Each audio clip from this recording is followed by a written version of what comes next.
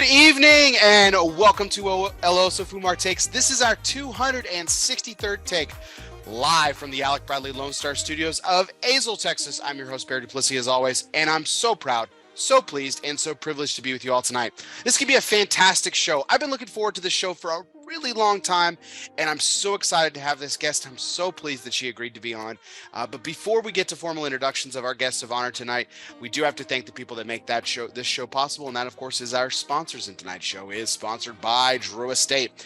Jonathan Drew and, yes, Pablo Gomez are on the road to host Liga Privada 10 Selección de Mercado events in Istanbul and Europe. Drew Estate is introducing the new Liga Privada 10 Selección de Mercado during Intertabac show in Dortmund, Germany, here in this coming week. And the company's founder and president, Jonathan Drew, and global brand ambassador and factory spokesperson, Pedro Gomez, will be hosting events in 4 countries before and after the trade show to support the new cigars release.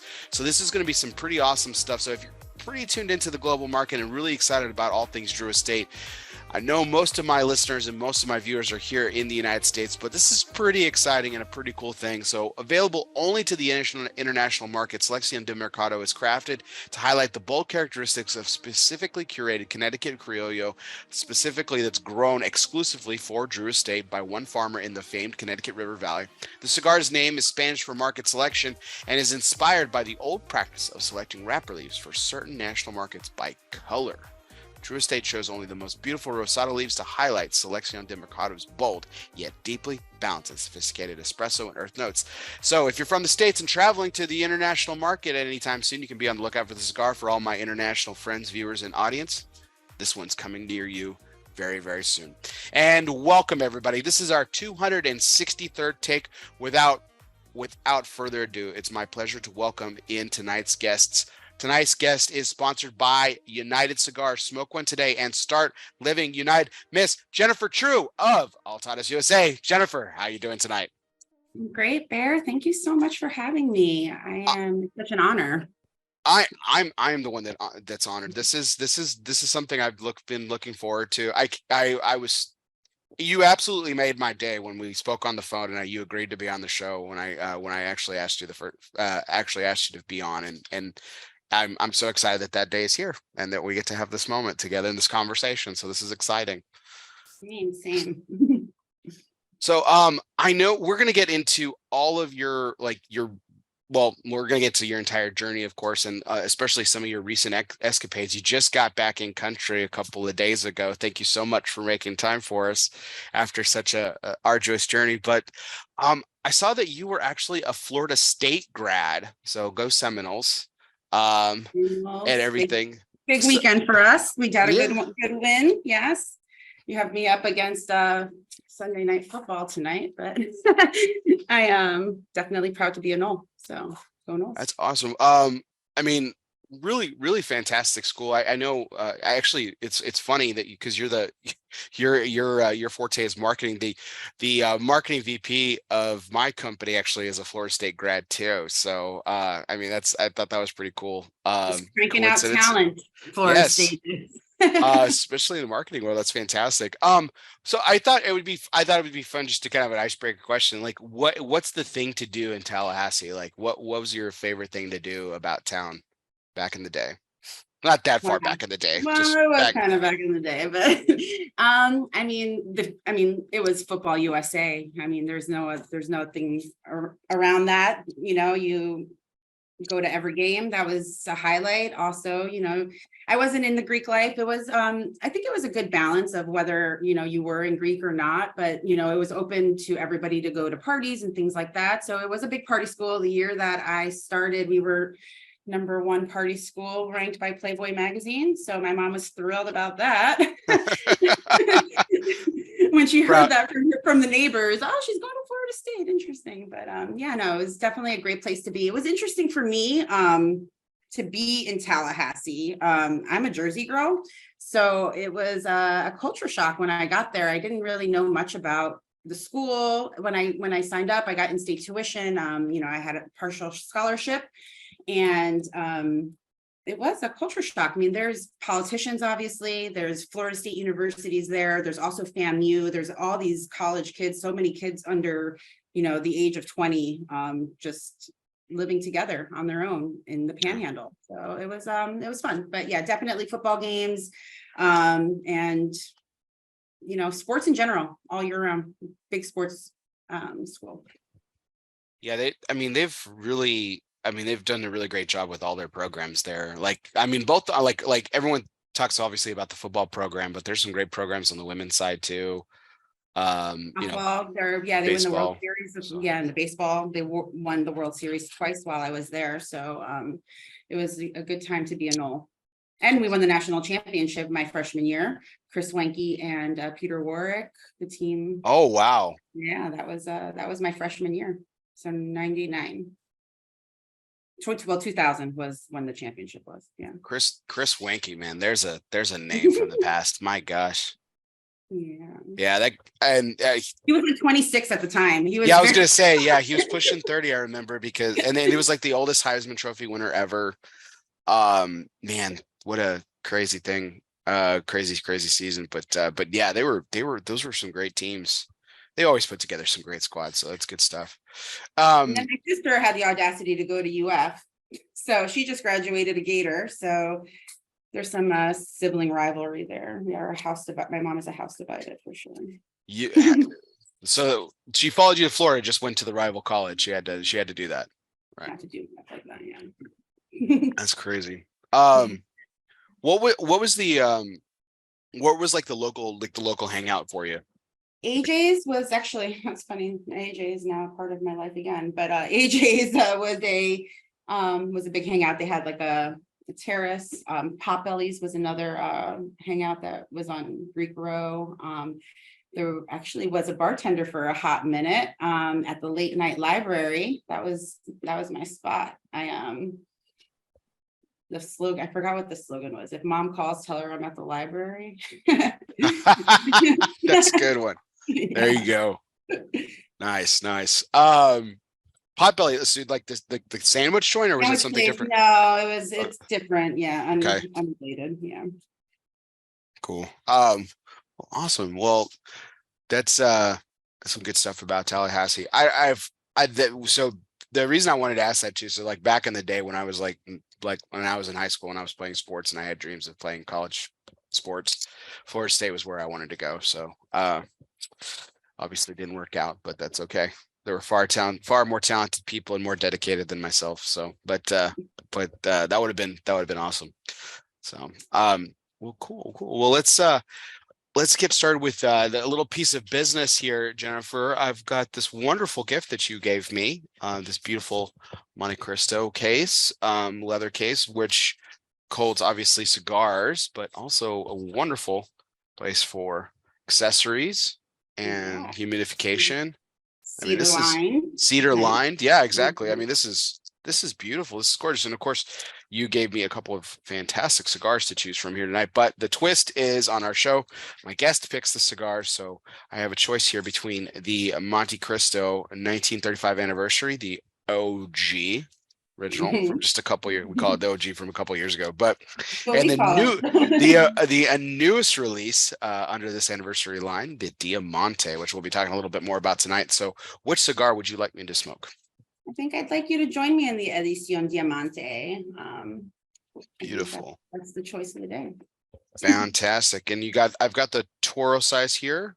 Same as mine. Yep. Square pressed, 100% Nicaraguan puro. 6x55. That's a really interesting, a really unique gauge. You don't see that very often. You started recently. I mean, the first time we did that was with in the Montecristo line was recently. Well, not the first time, but most recently was with the Espada signature, the Valiente. However, that was a round cigar. I think that because these are soft pressed, it does feel a little bit. It doesn't feel like the gauge is that big. Right. With this, and I feel the same way about the Churchill as well. I think there's a little bit of shrinking in the process, but definitely a wonderful. There's something about box pressing where it just feels. I mean, it doesn't matter how big it is; it just feels a lot better in your hand. and it doesn't feel as like gargantuan as like a, you know, a 60 or like even like they make 70 gauge is their box press, and it just doesn't Right. seem as large. So Yeah. yeah. And yeah, Uh, the sizes of the Diamante are all different than when we launched the 1935 OG. They're slightly different. So there's a great variety, whether, you know, it works with the blend, with the Maduros, the sizes that we selected for that were more fitting. And then Raphael and AJ hand selected these sizes, and we decided to launch with 6 sizes, which I think the other line, well, I know the other line, we started to build up to those 6 sizes, and we still are yet to launch one more size this year in the 1935 OG. So a lot of things coming from this line. Obviously, we're super proud of it.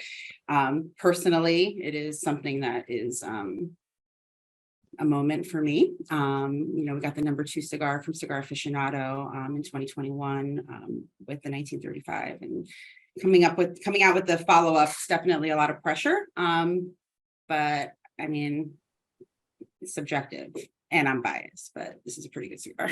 well, I have to say and you were on that show when I first smoked the OG. I had the privilege of smoking it with you That's right. and Raphael and Coop, and Coop and I were both blown away that night. I've had the experience very rarely, but whenever I do, it's really fantastic. It's just a cigar just can take you completely off guard. And but this what made this a unique experience for the OG for myself was like, you know, I'd smoked Montecristos, you know, for a ton over my smoking career. Like I've had the obviously the classic, the white label, of course. My favorite my favorite forever was the Platinum. I love that cigar. Still do. Still enjoy that cigar.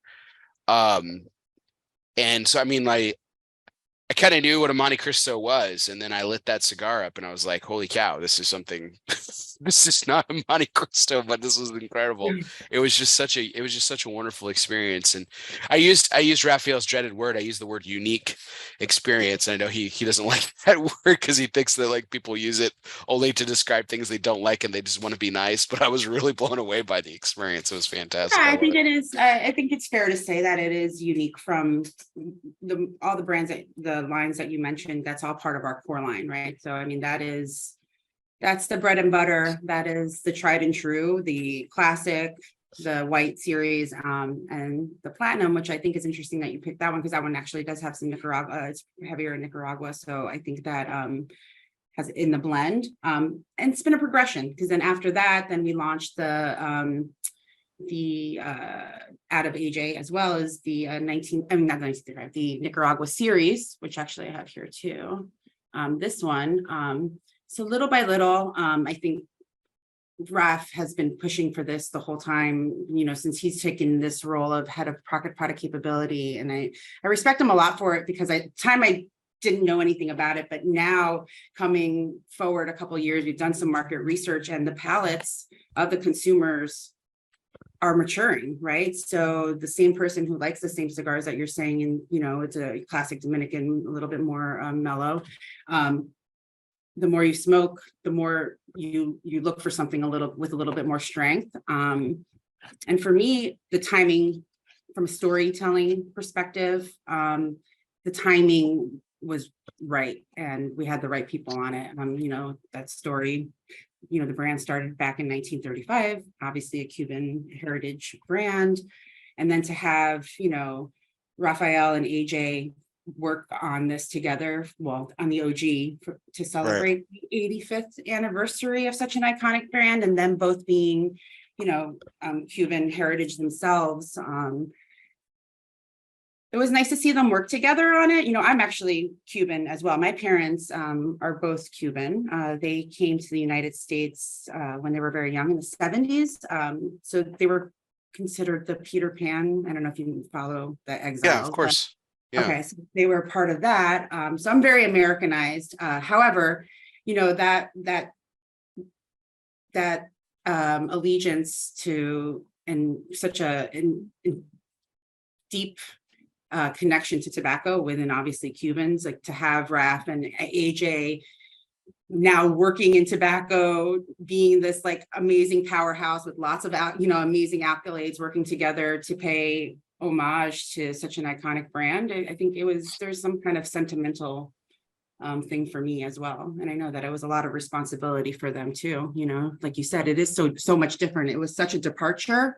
However, that level of premiumity and iconic flavor is still present.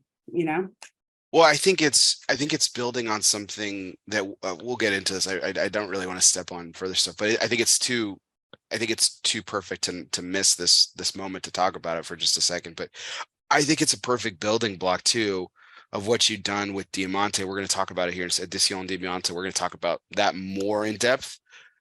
But I think it's worth noting at this point, like, in 2020, which, I mean, what a time. And I think that's what's incredible about that cigar. The OG was released during the very beginnings of COVID, and it's still just did amazing for y'all.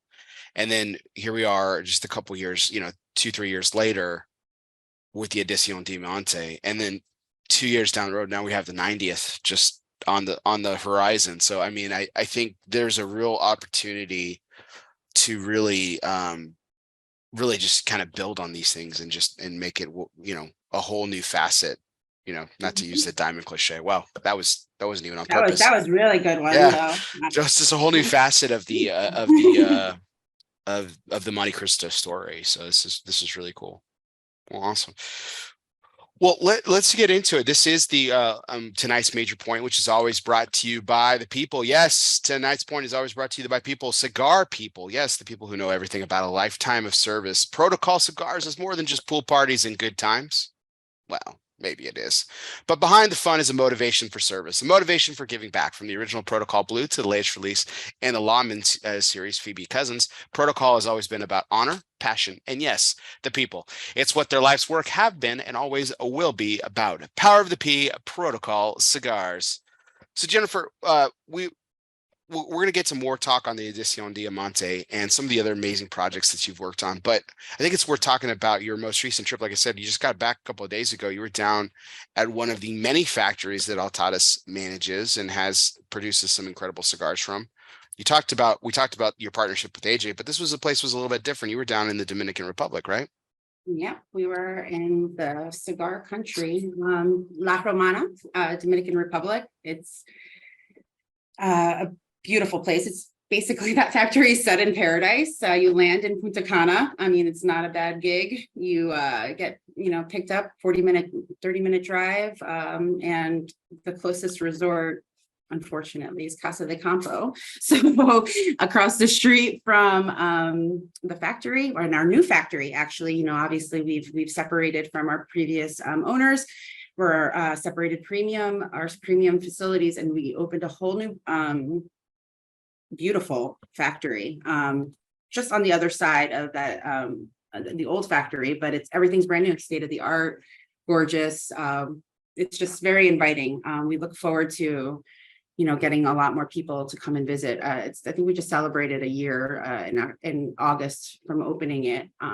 So being there now, a year later, seeing how far we've come, especially because the first time I was there, I had only been with the company for 5 weeks.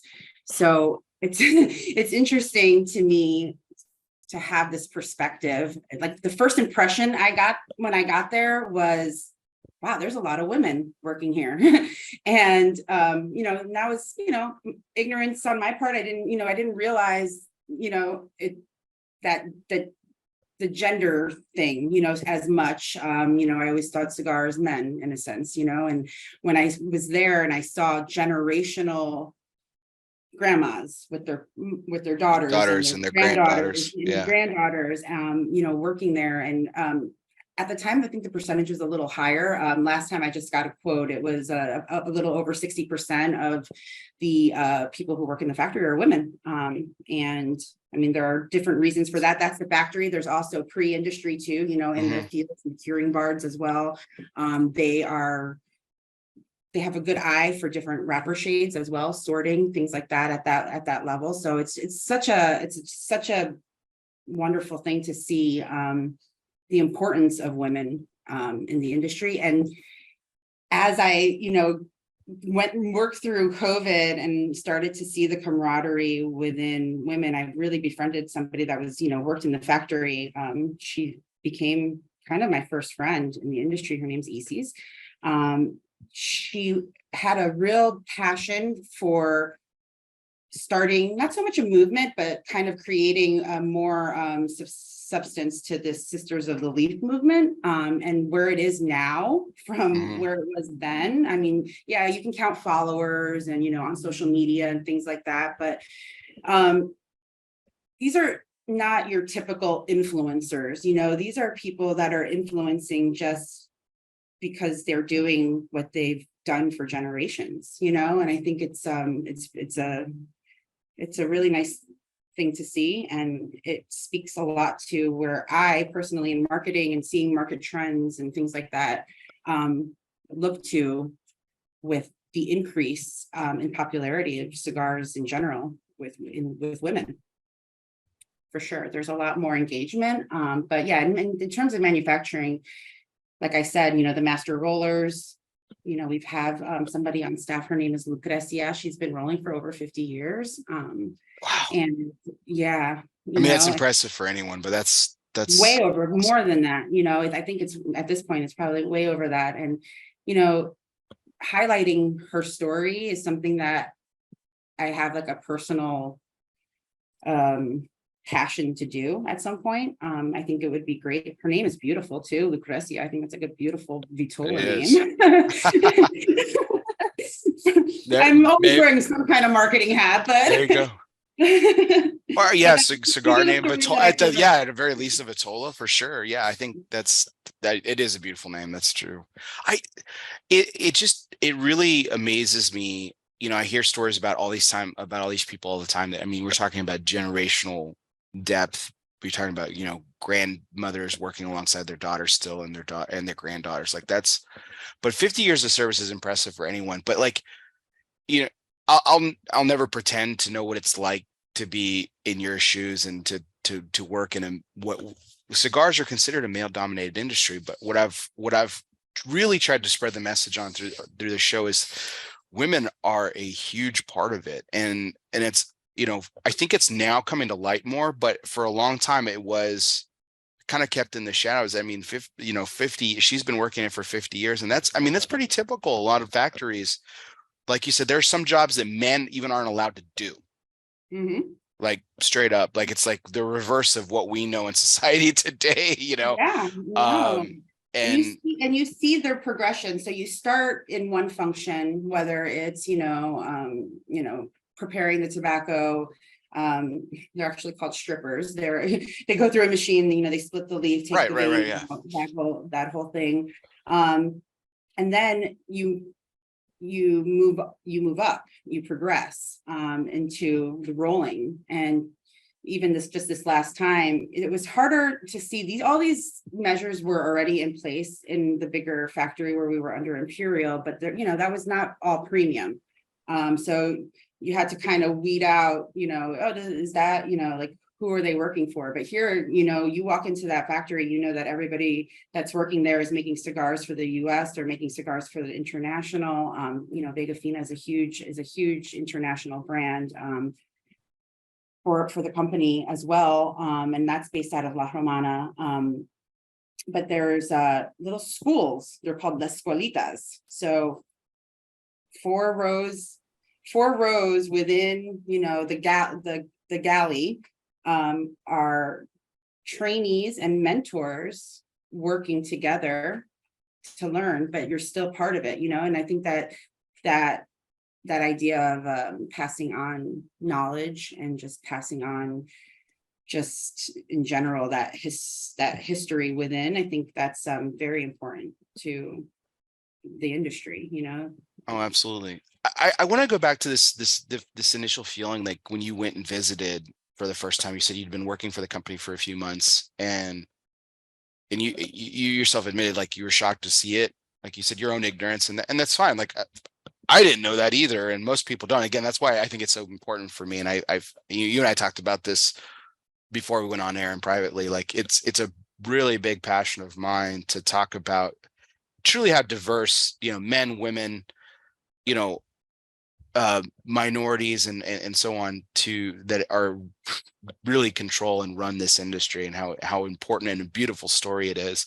But how warm and welcoming was that for you? Or I don't want to put emotions on you. Like, what emotions did you feel when you saw that? I mean, just how prominent women were in this new industry that you found yourself in.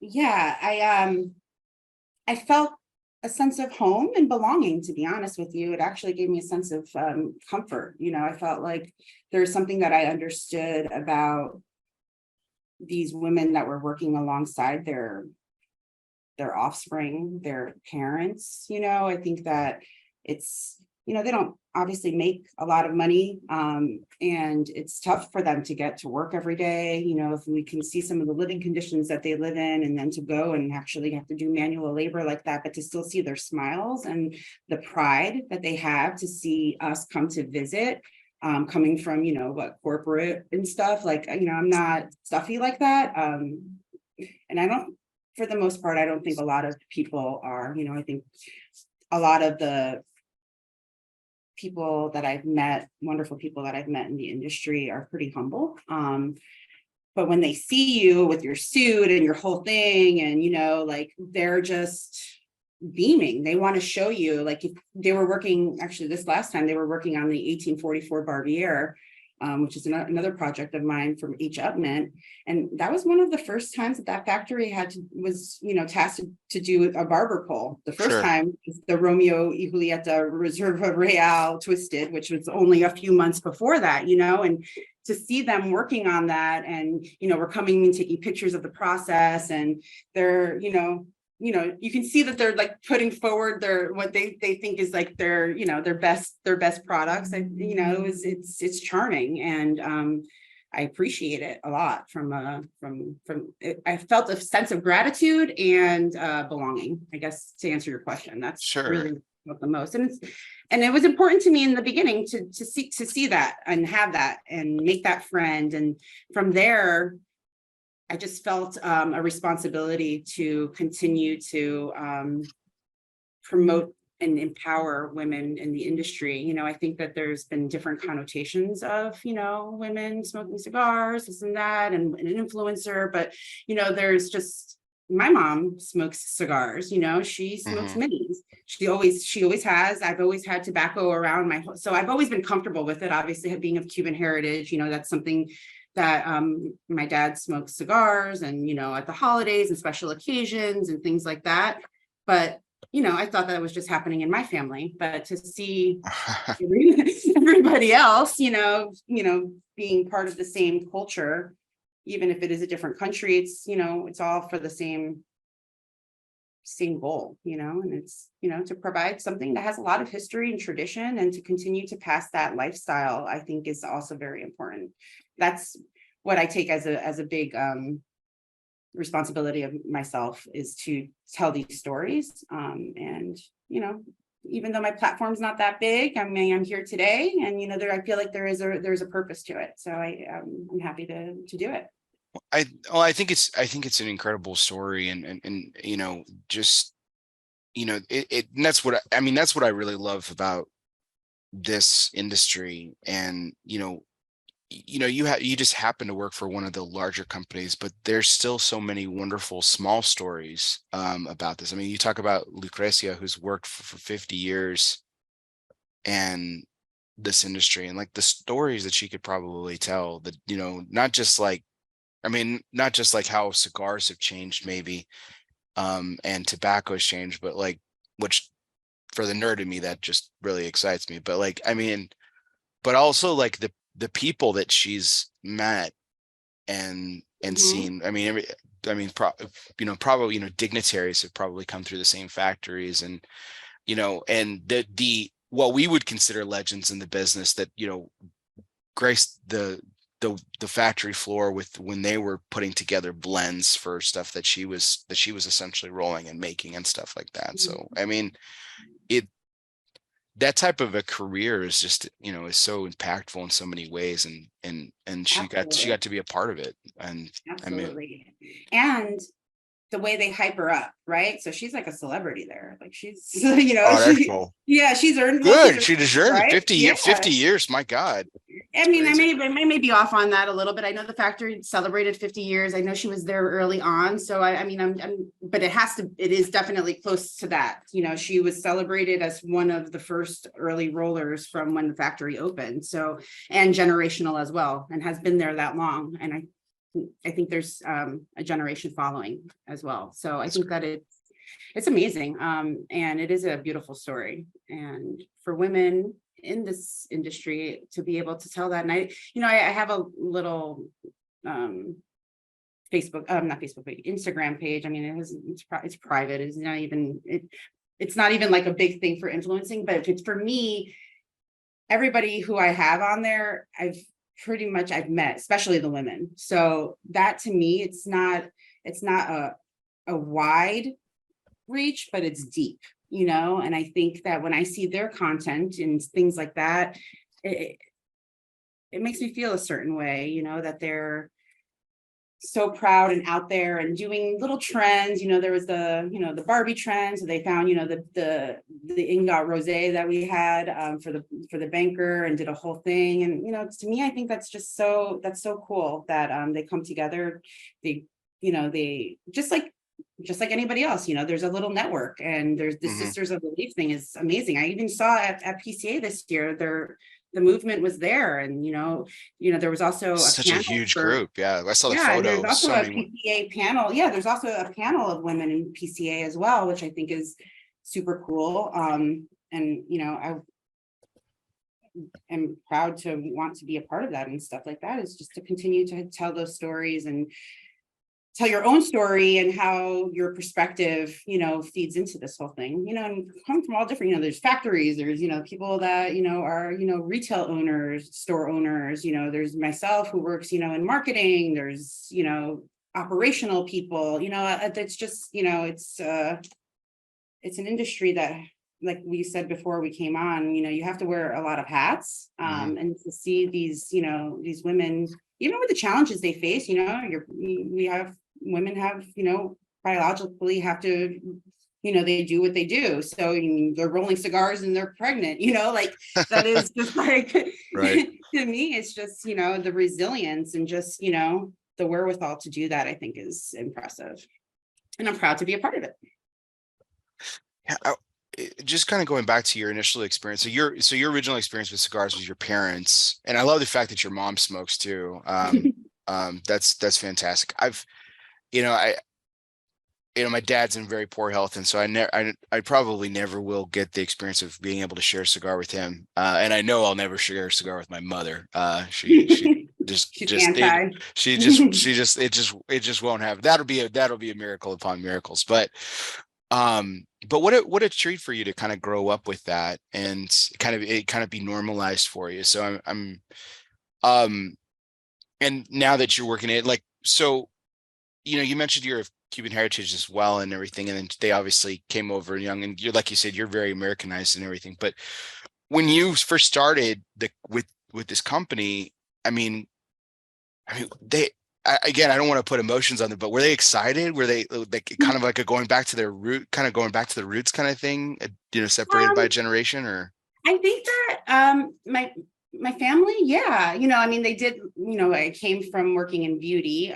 So the women in my family, did appreciate, the little swag and gifts that I would bring home with fragrances and things like that.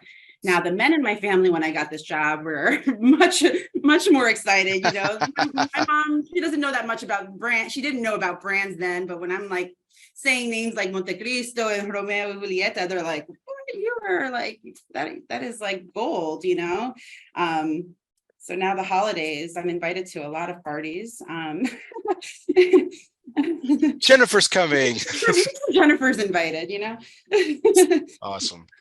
But yeah, no, I think that they're proud. I mean, again, I mean, not to be so woohoo, but there is some I can't help but notice that there is some full circle stuff going on, and I'm being placed somewhere for some reason. And I think that, the fact that, cigars came across my desk again. And, when I met and interviewed with Raphael, like hearing his story, it was so similar to what I've heard about my family story for so long. Like, I would, almost wanted to be like, say no more. Like, I get you. Like, I know, like, your hustle, like that is what I grew up on, so those values, you can see it throughout. And I think it's important to continue to carry that through, I mentioned a study that we recently did, and how, we've been testing the market here and there, and there's a new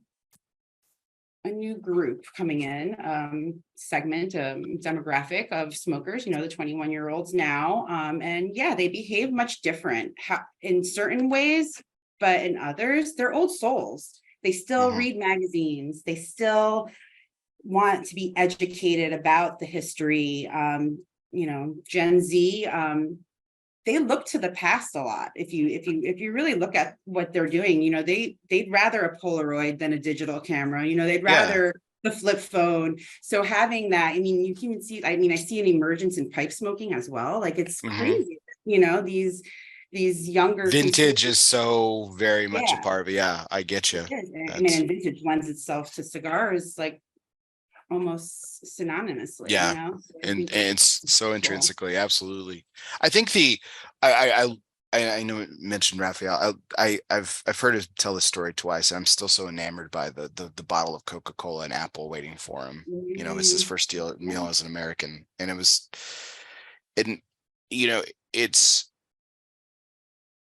I think it's really great that you're bringing this full circle aspect to it, back to to your family too as well. There's an expression from a film that I love. It's Moneyball, and the expression is, how can you not be romantic about baseball? But I bring it so much over to this industry. How can you not be romantic about cigars? It's a very intimate product, actually. We want to talk about some people are like, how do you go from beauty to cigars? There's a lot of synergies there. You put cigars in your mouth, it's a very intimate product. There are a lot of people talk from seed to smoke, and these are raw materials that are honed from the earth, like similar to a diamond. Yeah. It's just amazing to be a part of something that's just so, like you said, like just key to my heritage and my background, so I think it's amazing. So growing up, what was your first experience with cigars? Did you try it all as a youth, or did it come later to you in life? I smoked cigarettes when I was younger. As far as cigars, playing dominoes, yes, I was 18. I do. I actually remember my first cigar. It was a Cuban. We were playing dominoes at a Noche Buena, which is Christmas Eve, the whole thing. And my uncle, he passed me a cigar and he said, you want to smoke a cigar? And I'm like, oh, how do you do it? I actually didn't know to cut it. So I tried to smoke it. It didn't have, I didn't cut the end. It didn't go so well at first, but, they're like, don't inhale. I was like, okay, I won't inhale. I inhaled because I smoke cigarettes. So I was got my little buzz on and, won that game of dominoes. So, it was a great experience all around. There you go. And then I was hooked, but I do have to say that I've been smoking good cigars pretty much the whole time. So I've never, there's, I don't know, I've seen a meme or something, life's too short to smoke bad cigars. Well, I've never had that burden. Never had that problem, and definitely don't have it now. Do you, obviously now I think you probably would have mentioned it. You said it was a Cuban, but like was there a brand to it, or do you remember? Yeah, it was a Cohiba. Okay. Wow. Yeah. Okay. Yeah. Even back then, that name is synonymous with luxury, even on the Cuban side as well as in the New World side too. Now I look at these cigars and they're so, from what I remember, so I was maybe 17, 18 at the time. it was like flawed, I don't remember it being so pristine. I do remember it having like rough edges and having some kind of rustic feel to it. And that to me, it felt that authenticity. I think that that's something that is something that I took away from that as well. I'm like, oh well, somebody, like, you could tell somebody hand rolled this cigar, and it was pretty cool. Well, and just now, like, again, that whole full circle piece, you being down at the factory this last time, and even before, meeting Lucrecia for the first time and stuff like that. She didn't roll that cigar per se, but someone just like her Exactly. did. And you can kind of even look to your own personal past and kind of appreciate things, which is really cool. And I mean, just as a, even as a youth, growing up, you probably witnessed them playing dominoes every Christmas Eve, and now you got a place at the table. Now you're smoking a cigar. You win the game. I mean, that's perfect. That's perfect. You can't even make that up. That's great. It's like a storybook. Yeah. Anyway, I think I'm gonna write it into my story someday. There you go. But going back into like college and everything, so like when you attended Florida State, like, and so was marketing was that the thing the whole way, or did you what'd you go in? No, I studied literature, which is also full circle. I mean, now I'm working for Montecristo, and Romeo and Julieta. Yes. So literature, and I minored in it was double literature and creative writing, and then I minored in education because I wanted to secure that I would actually have a job when I got out. I know that writing could be so kind of like acting, No, absolutely. So what was it? I mean, like, dreams of like writing the great American novel, like what was the my first job was copywriting. It's something that came a little easier to me. I don't know if that's my right or my left side of my brain, but I'm definitely a creative at heart. I don't think I wanted to be like a novel writer, more like a copyright, like egregious, like grammar edits, like jump out at me. So it's always come easy. So with every job that I've ever held, I'm terrified to write an email to you ever again. I'm just saying now. I'm just going ahead.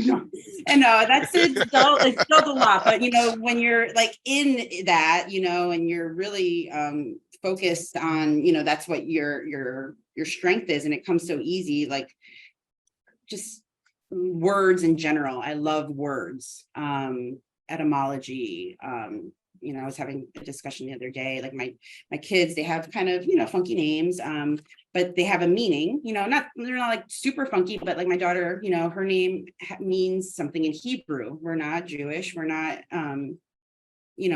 followers of that, but the language itself is so nuanced. And that to me is exciting. I mean, it's probably not as exciting. I'm talking about geeking out and being a nerd, but like words to me are so powerful, spoken word, written word, all of that. And now to be telling these iconic stories, and I had to tell these stories also.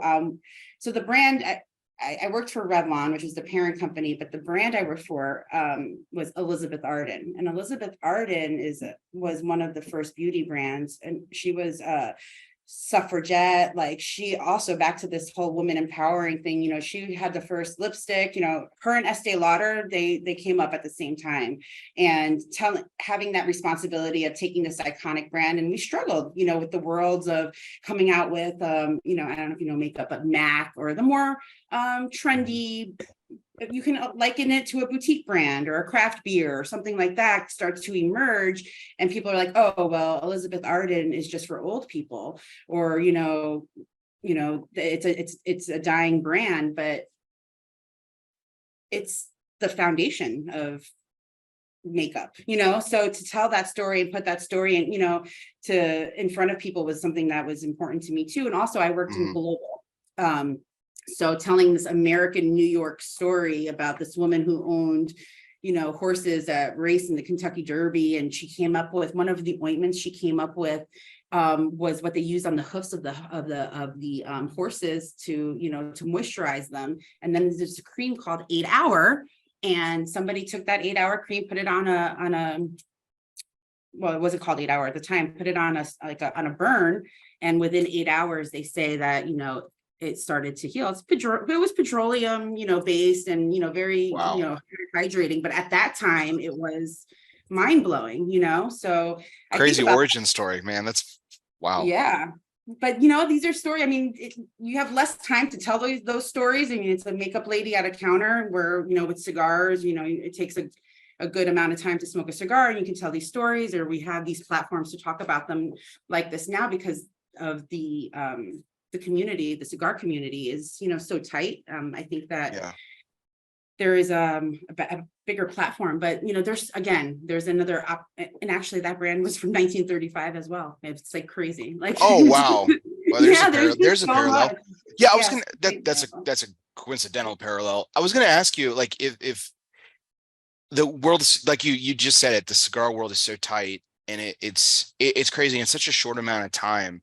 Yes, this is my 263rd take. I've been doing this for 6 years, but when you think about six in the grand scheme and scope of the cigar industry spanning hundreds of years, it's a blip. Mm-hmm. But yet I have the great opportunity and to meet wonderful people like yourself and Raphael, and I can walk into a room like at the PCA trade show and I know so many people and have relationships with them, which is incredible. Is the world of makeup very similar? Not at all. Not at all. I mean, It's got to be a grounder scale, right? I mean, we're talking. it's so big. Yeah, it is just, it's not like that. It's not as intimate like that. The stories are, there are other stories too that I talk about during that time of transformation when I was in that industry. Makeup foundation only came in like certain shades, and there was no in between. So it didn't accommodate for darker complexion having different ranges. It was, either chocolate or this or that, and when I came into the industry, we went from having, maybe say 10 shades to over 60 shades to accommodate this different skin tones. And it was little by little, there's different undertones and things like that you have to accommodate, but it's just seeing that in itself was a telling point of how important it is to continue to adapt within an industry. Mm-hmm. And you see it with cigars too. I mean, it's definitely. That's incredible in itself. Cause I mean, this was what, like mid 2000s, like, 2012, well, or yeah, like early aughts even, where you're talking about, I mean, that's not that long ago. I mean, and no, it wasn't. makeup's been around, the beauty industry's been around for, again, hundreds of years too. I mean, in all that, in all aspects. So it's crazy. In certain regions, what women were doing in, say, South Africa, because I work in travel retail, global travel retail, which was also a really interesting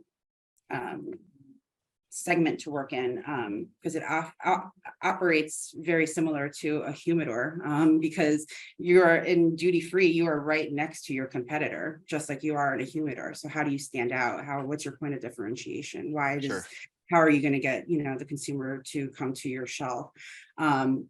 But in travel retail, it was interesting how the women would accommodate. So sometimes in the poorer areas, they would have to buy 2 foundations, mix them together in order to get the right color, So it's like, oh wow, how unfair is that? To pay twice the money twice the money just to get your shade. Exactly.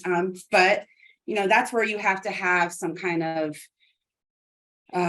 ethical business practices. Yeah. As a business, you're making more, now for every purchase, this person has to purchase 2, but is that really fair? I mean, and then what they would, well, it was our responsibility to fit this need, I mean, and in the long run, obviously that's the way that it was for everybody. Well, and it works too, especially if you're like one of the first to do it, Right.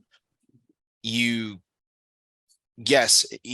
end up making less as a company, but you end up making more because now you're appealing to more people.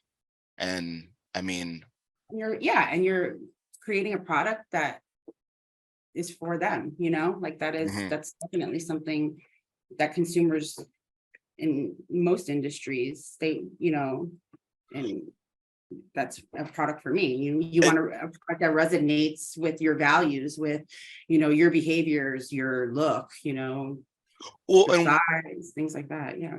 and what a parallel to what you specialize into, because you came in, you were really involved in fragrance, and again, to bring it to the present too, cigars are very much a very personalized experience too. You know, I mean, there are scents that for men and women that like I wouldn't wear that. That's not my fragrance. Mm-hmm. That's not my cigar type. This is, you know. So some very very prominent like Notes. parallels I mean, here.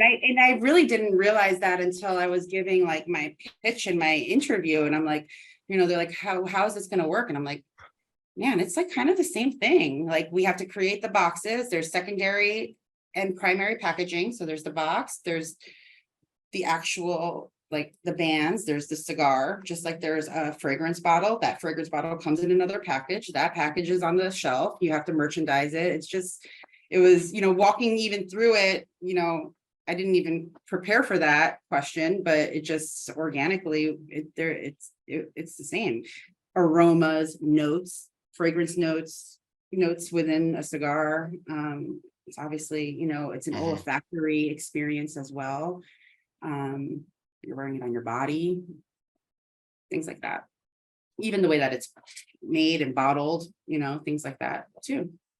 I want to work backwards too because I'm thoroughly enjoying this cigar, and I'm afraid that it'll be gone before we don't talk about it. So I want to All kind of right. work backwards here in some of the projects that you worked on. And so, I mean, and you've achieved so much in a short amount of time. I think it's worth noting. You know, you've been promoted a couple of times since your time here at Altadis, and now you're the senior brand director, correct?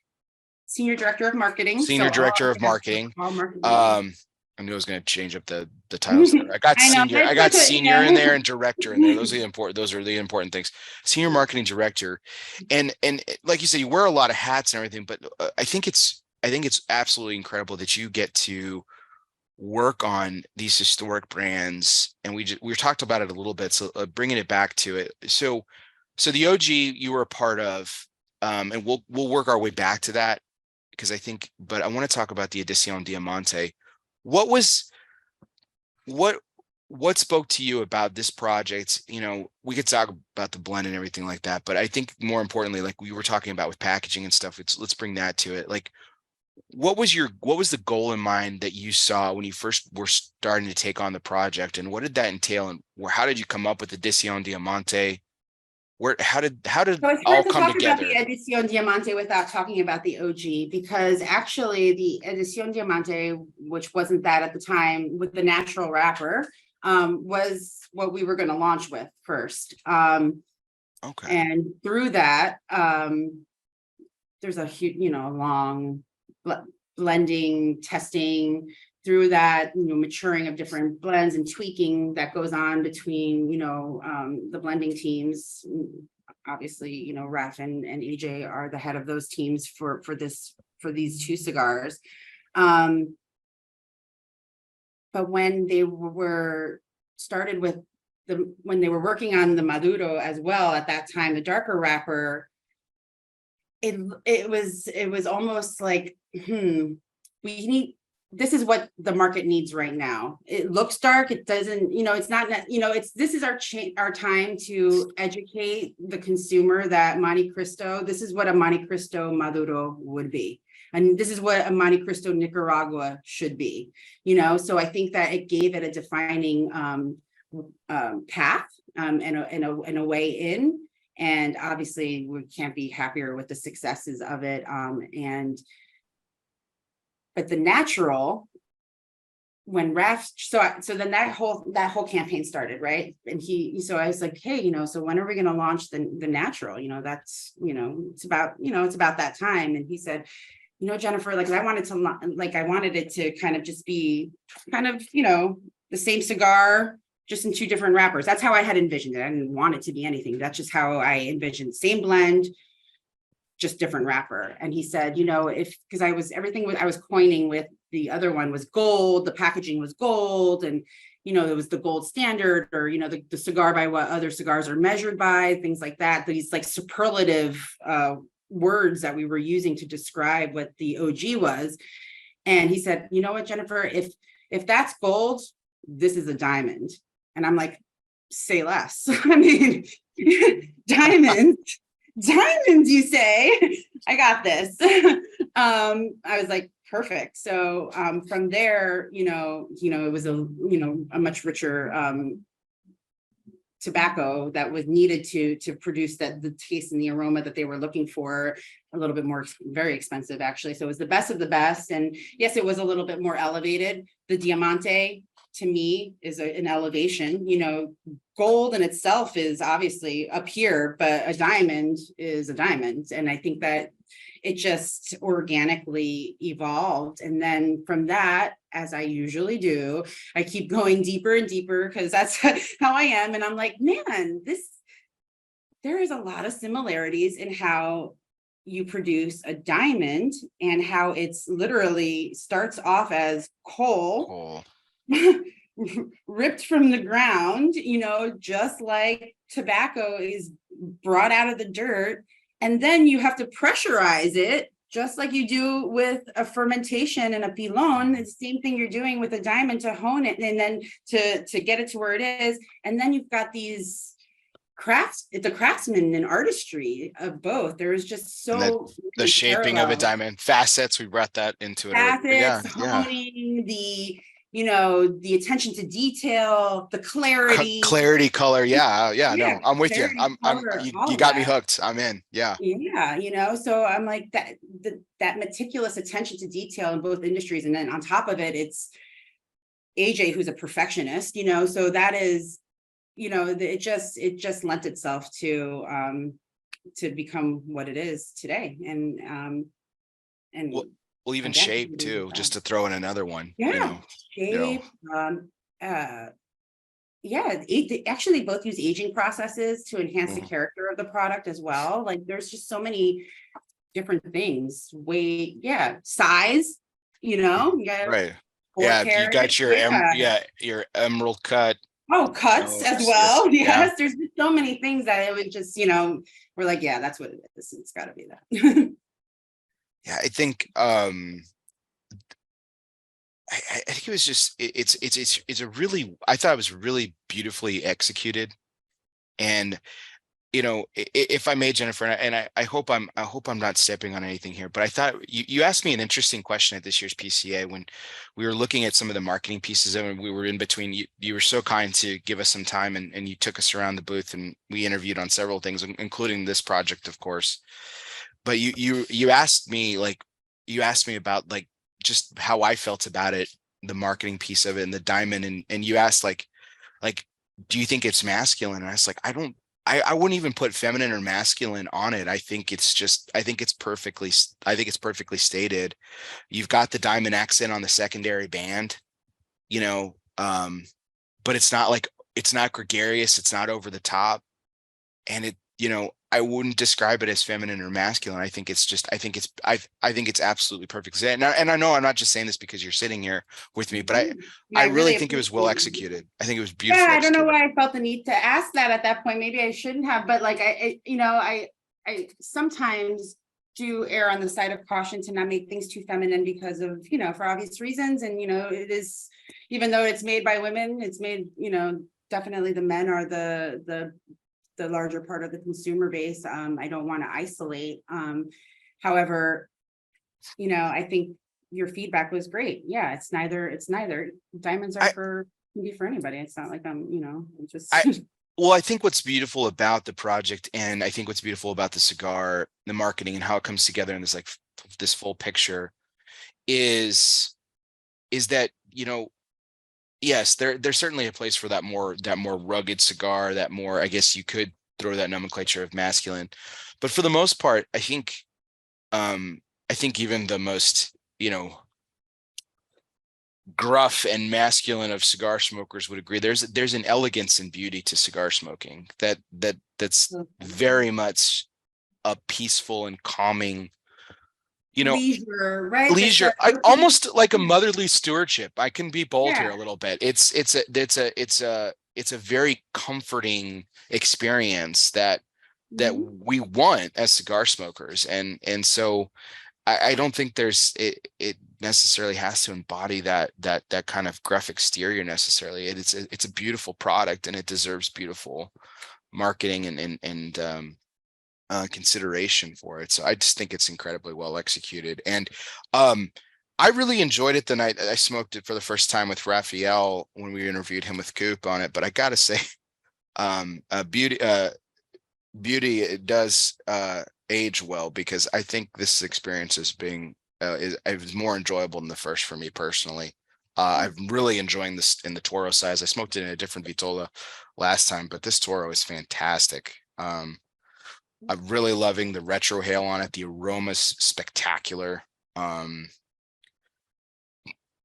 Got to ask you, as far as you personally, like from where your palate is, like which one do you enjoy more? The Diamante is more my speed, I'd say, although it depends. It depends the sizes. The sizes really do make a difference. The demi of the OG, which is the smaller Corona. Love that size. Holy cow, it's fantastic. That with coffee, with a cappuccino, is like the bomb. For me, the Diamante is good. It gives me this a little bit more of a luxury and status lifestyle feel. So today I drink Johnny Blue. Like, it calls for a little bit more of to dress it up a little bit. It really is what you're in the mood for. But actually, this original the OOG, the Nicaragua series, also by AJ, is also a very, they all kind of fit together in a sense. I don't know, in a way. Like, for me, this is a good cigar just to smoke. So I guess I'm saying that I do like these Nicaraguans. My usual go-to be honest with you, with Montecristo, is the Espada. I do like Espada, another Nicaraguan. So that's a good one as well. The one that you're smoking, I really enjoyed. That was another different take. It still had what I would describe as Montecristo tendencies, and I think it wasn't such an offshoot of it. And like I said, I think I love the foundation that you've kind of built, where the blenders have kind of taken it in this new direction that's completely, I would say, like off that Montecristo signature, but in a just like I said, in a really daring way, which has been really cool to see, and really excited to see where this goes. We talked about it, a couple of years ago when we had you on the show with the OG, and we've talked about it further in other interviews with Raphael too, about the responsibility that you guys have undertaken with this brand. Yes, Altadis owns the brand, but the way that you all view it is a stewardship, not an ownership. A continuing of the story. And I'd go to fisticuffs with anyone who disagreed with that, because I think that's the way you approach it. I think you guys do it very well, and it's clear, and it's recognizable in the way that you handle these projects. It's wonderful. Yeah, it's a challenge, but it's also gives it its own unique positioning, that it doesn't come from a family. There's no Montecristo family. There's no Mr. Montecristo. There's obviously not even a face of the brand, to be honest with you. The cigar itself is what it is through tradition and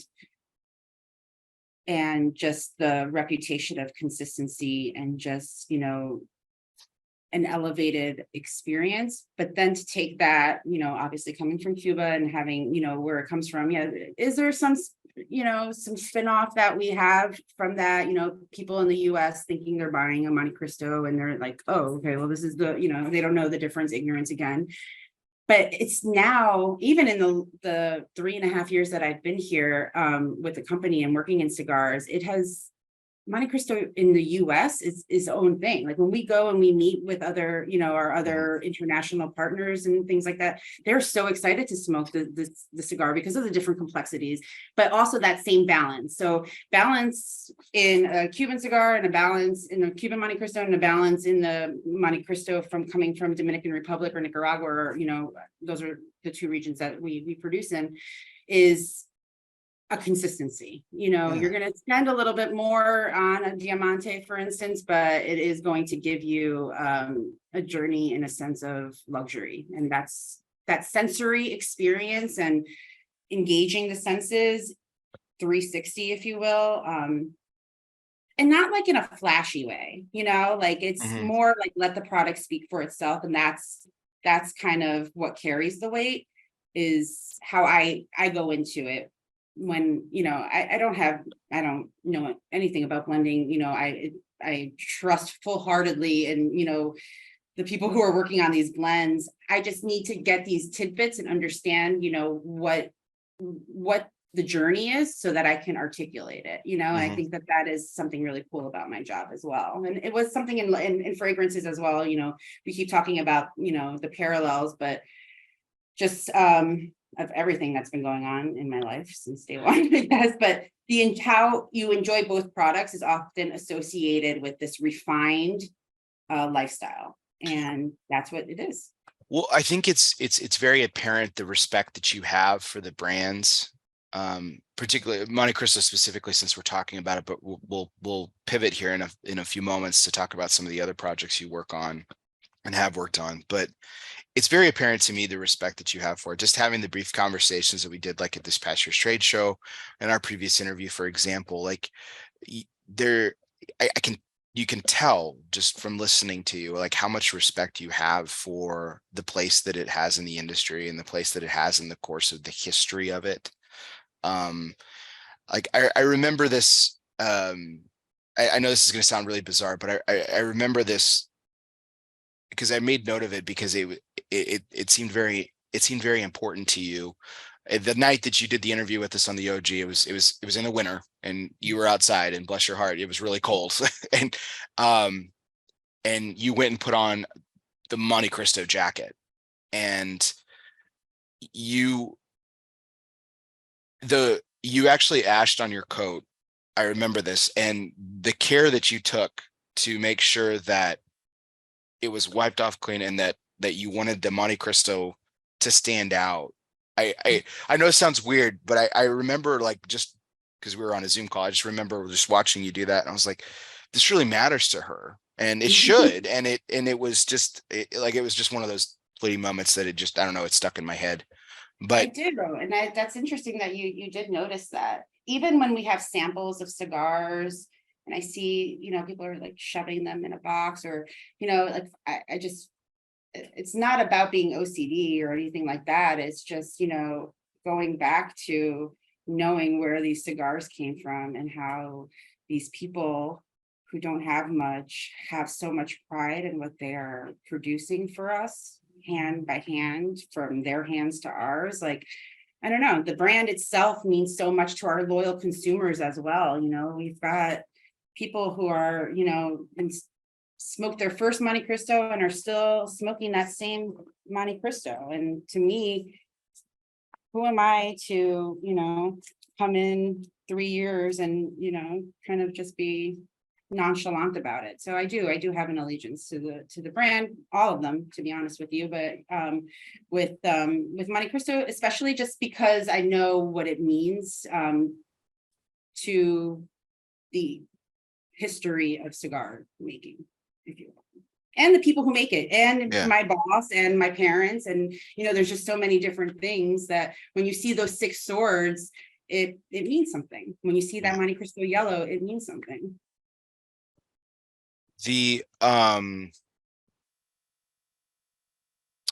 It's, like I said, it's just it's a really fantastic storytelling of all these story brands. And to pivot to some of the other projects you work on, H. Upmann is probably one of my favorite brands, mostly because very similarly to Montecristo. Montecristo is named after, obviously, the story, the book itself, Alexandre Dumas, which was a favorite of cigar rollers back in the day, as it was read on the floor of the factory and everything. And then that's the origin of it. And again, how can you not be romantic about cigars? It's wonderful. H. Upmann doesn't have that story. H. Upmann is the story of, it actually is a person. And, it's, at the time, a very prestigious banking family that, found roots in Cuba and developed this brand. And so I've always found it interesting, the directions that the company, the Yells company, has taken with it. There have been products that I've absolutely adored. There's ones that I haven't liked as much, but recently I've really, really enjoyed what you guys have done with AJ and those products and stuff. And the Banker series in particular, originally, it didn't hit my palate necessarily, but I really, really liked what you guys did at this year's PCA trade show. And I will say, I've smoked the cigar and it's fantastic. The Day Trader was such a, man, we were talking about Gen Z a second ago. I mean, you're bringing that into that with that brand. I mean, we talked about honoring history a second ago with Montecristo. You're modernizing H. Upmann with this one. So I mean, what a complete, like, almost 180.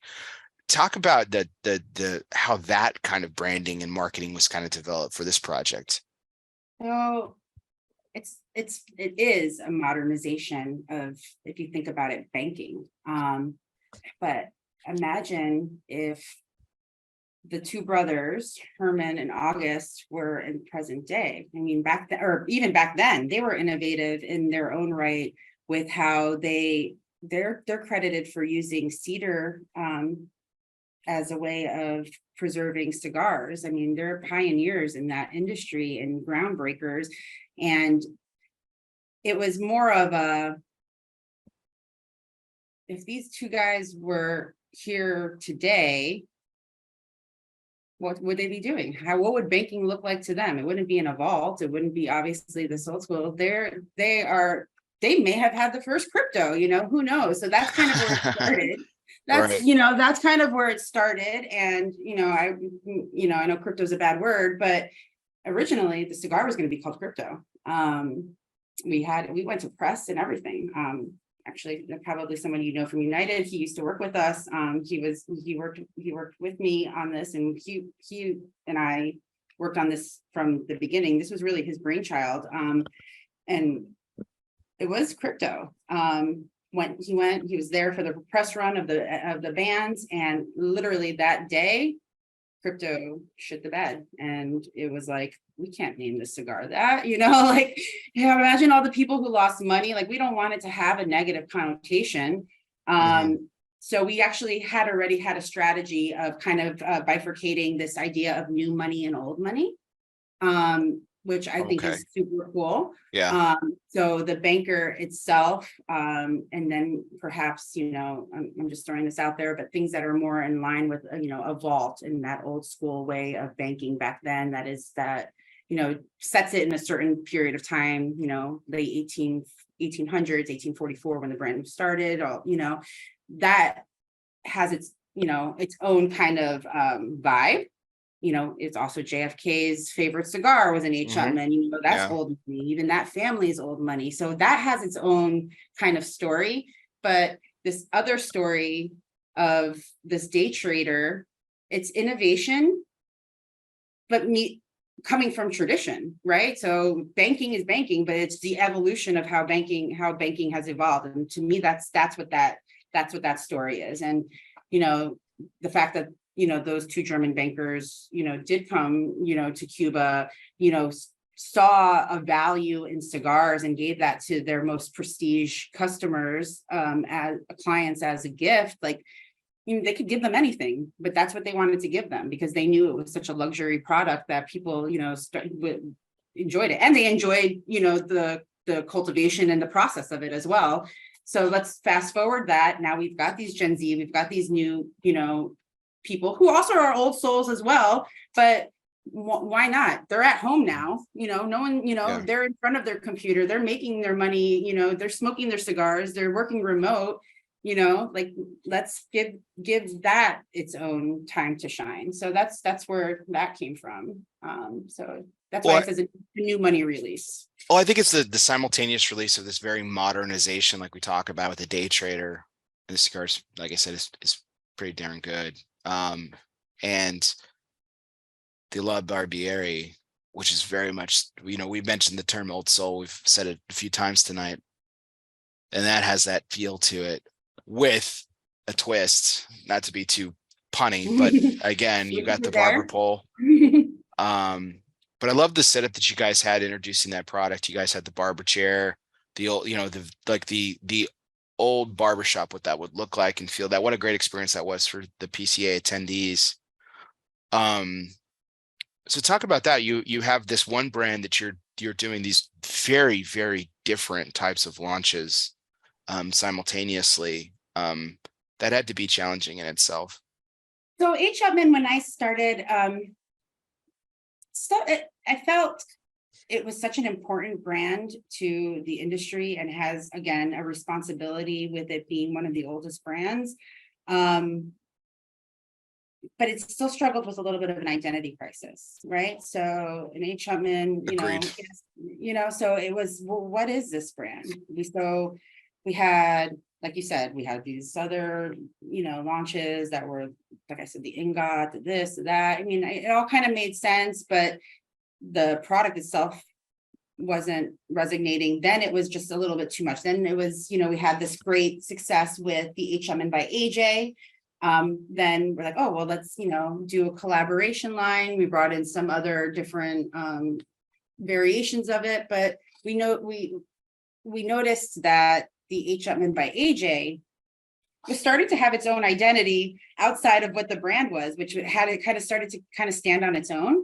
And the reason for that was we didn't have a core. So similar to what we have with Montecristo, where we have, the paper wrap boxes, and with Romeo y Julieta, the 1875, the Reserva Reals, very traditional paper wrap boxes. H. Upmann has that. They have the 1844 Reserve, the 1844 Vintage Cameroon. Then right before I started, they launched the 1844 Añejo out of Honduras, which was a great cigar. Kind of got lost in the shuffle a little bit with COVID and just change in marketing teams. So we saw that there was a hole there. So we launched a classic, which was the Ecuadorian Connecticut. So with that launch, we took that opportunity to create and put together all those as a story, experience the nuances of nature. So different wrappers, different, profiles. Let's tell that story. They all look the same. This is what the core should be. And then I always had this idea of a barber pole, because these guys had these like gnarly like beards, they were like, and that was just like, me, I love a good beard. It's still so popular. Like, they obviously got coiffed somewhere. They were smoking. I just saw it. They're smoking their cigars. They're in Cuba, getting their little shave, talking about, business, just like they do nowadays. You go to the barbershop and that's where you kind of get all your tea and gossip. And, it's a moment. And to me, I saw an opportunity, and we all saw an opportunity to set this cigar in a certain place and time. And the barber chair, I thought was, nobody really ever goes out and called it specifically a barber pole, 2 wrappers, this, that, we say it in inter-industry because we know that's what it looks like. But it's never been put, but the two have never come together. I thought that was incredibly well done, because and to your point too, like tonight, that there's a couple of themes going on tonight. We talk about old souls, but we've also mentioned about just parallels. And there's a lot parallel between the barbershop of yore and today and the cigar shop too. They're very intrinsically connected that way, where that's where you do get the story of the day, the gossip, the water cooler talk, whatever, nomenclature you want to put on it. But I think I think it was incredibly smart, just to put a very simple word on it, to actually make that connection that we've associated with it by, I mean, that's what it's called. They're barber pole cigars, and no one's actually ever put those two together in the way that you guys did. And I thought that was incredibly well done. So fantastic. Before we go to some of our fun segments and transition here, we can't leave our discussion of some of the projects you worked on without talking about another historic brand that you've had the opportunity to work with. And you mentioned it a little bit earlier, but Romeo y Julieta, what another iconic, and, going back to your literature background, what a beautiful brand that is. And you've had the opportunity to work on that as well. Talk about the projects that you had an opportunity to do in this with this historic brand. So Romeo y Julieta, so the way that we were structured, we just went through a restructure. I had a counterpart. So we split up our portfolio of brands. Obviously, we have tons of brands. Mm-hmm. And my bucket so we took the two biggest brands and we separated them. So it was Team Romeo, and say Team Monty. And then under Team Monty, I had all these other brands. And then there was Team Romeo, and my counterpart had that and other brands as well. So when we restructured, she had since left, got married. Now I oversee both of them. So I am like literally in May just started this position, just getting my teeth into these brands. And I'm just couldn't be more excited. And when there's something new, especially when you're a creator like this, working with the team who is also, pretty new as well. Am I the most senior person on our team right now? Wow, yes, I am. So, oh, wow.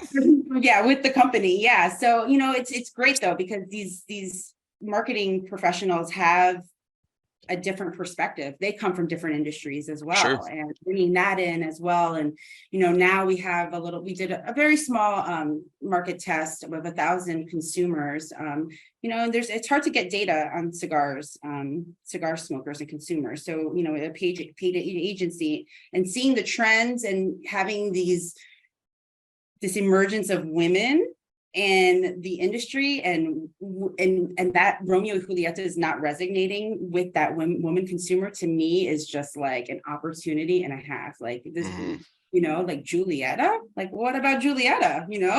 Like she has her own story, so I'm really excited about that.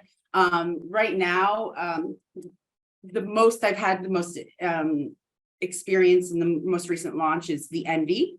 But that was a project from my counterpart, which is pretty cool.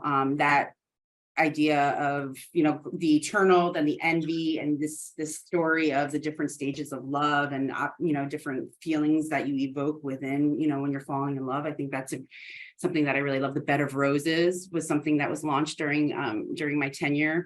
And now, the Twisted and the love story, Twisted Love Story, Twisted, Toro. And I'm so proud and to say that, TDG, Caballero Garcia, when I was there visiting, that the bankers, great things are coming out of TDG, where, during the move of the factory, we had to take a back seat, and they were still, they produce the bulk of, the bread and butter, what pays a mortgage, but to see them now doing these innovative things as well and being open, that meeting that I was at is called FAMA. So it's a task force of the factory, marketing, manufacturing, and product capability coming together. And it's like a knowledge share and educating, the Grupo de Maestros and the people in the factory of what the US is now looking. So I presented that study, and it was, you could see the engagement, and I'm very optimistic that there's going to be some amazing things coming out from Romeo in the future. I'm so excited that you have your hands on it now, just because of what you've done so far with your team and Raphael and everybody. Like I'm really excited about that. That, to me, for the longest time, Romeo y Julieta was this. Again, it's on the nose, but it has within my own personal cigar smoking experience, it has a very romantic place into it. It's really funny because it was the brand that I was told to go smoke when I first started smoking cigars. My first, like you, I've only smoked I started with premium, and I've pretty much stayed within the premium sphere of my smoking experience. My first cigar was a Fonseca. And I remember wanting to Romeo and Julietas, um, and the grocery store across the street from my college actually had a small humidor, and that, what's become that very classic cylinder silver tubo, Mhm. that, for some of the more classic looks of it. But I'm so excited to see the facelift, because I feel like through the years of smoking, Romeo and Julieta kind of not fell by the wayside for me personally, but it kind of did, just because there was no continuation of the story in a lot of ways. And that's obviously changed recently. We just talked Yeah, about a handful of the projects, but even going back to a little bit before your time with the Nicaragua, that cigar is incredible. And what an incredible step and different yes. direction in the stewardship of that brand. It's going to be a saga, again, not to be too on the nose, but it's going to be a saga from the way that that you guys are going to take this story. And I'm really excited to see what you personally do with the brand. I think it'll be a wonderful thing. So Yeah, it's no, I awesome. think we've already taken a few, steps in that direction. And I, have to give credit to Raphael. I really do think that my emphasis on storytelling and, give him credit for hiring me. No, I'm just kidding. But no, but noticing that I need to tell stories and I'll noting, be the first to say it, Jennifer. Don't you worry. Don't you worry. But seeing that was a need, and really doubling down on like a lot, like telling these stories, and bringing some personality to these brands. Yeah, I mean, it's no mistake that Romeo is a volume driver. It's by stick the most sold cigar. We call it America's most loved brand, and it still is to this day in volume, like Montecristo in premium. I mean, and Romeo in premium is our volume driver. I mean, our numbers reflect it as well. But it's that is just, that's the foundation. But to be able to innovate now is a great time to do that. And we've taken those steps to start doing that. And I think that it's just the beginning of what's to come. There might be some, I don't know for a fact, but there might be some trademark issues that you have to look into. But I mean, here's my my 2 cents of and non-marketing experience. But I'm a huge fan of Shakespeare.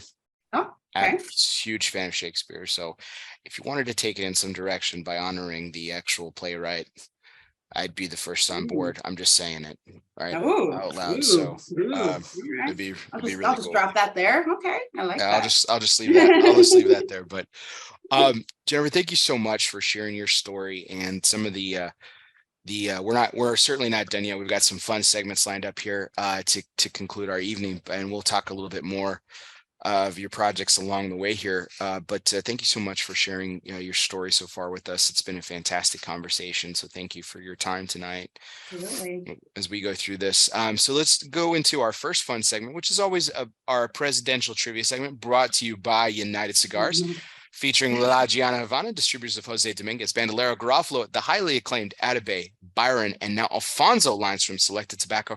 Smoke one today and start living united. So I'm changing it up tonight.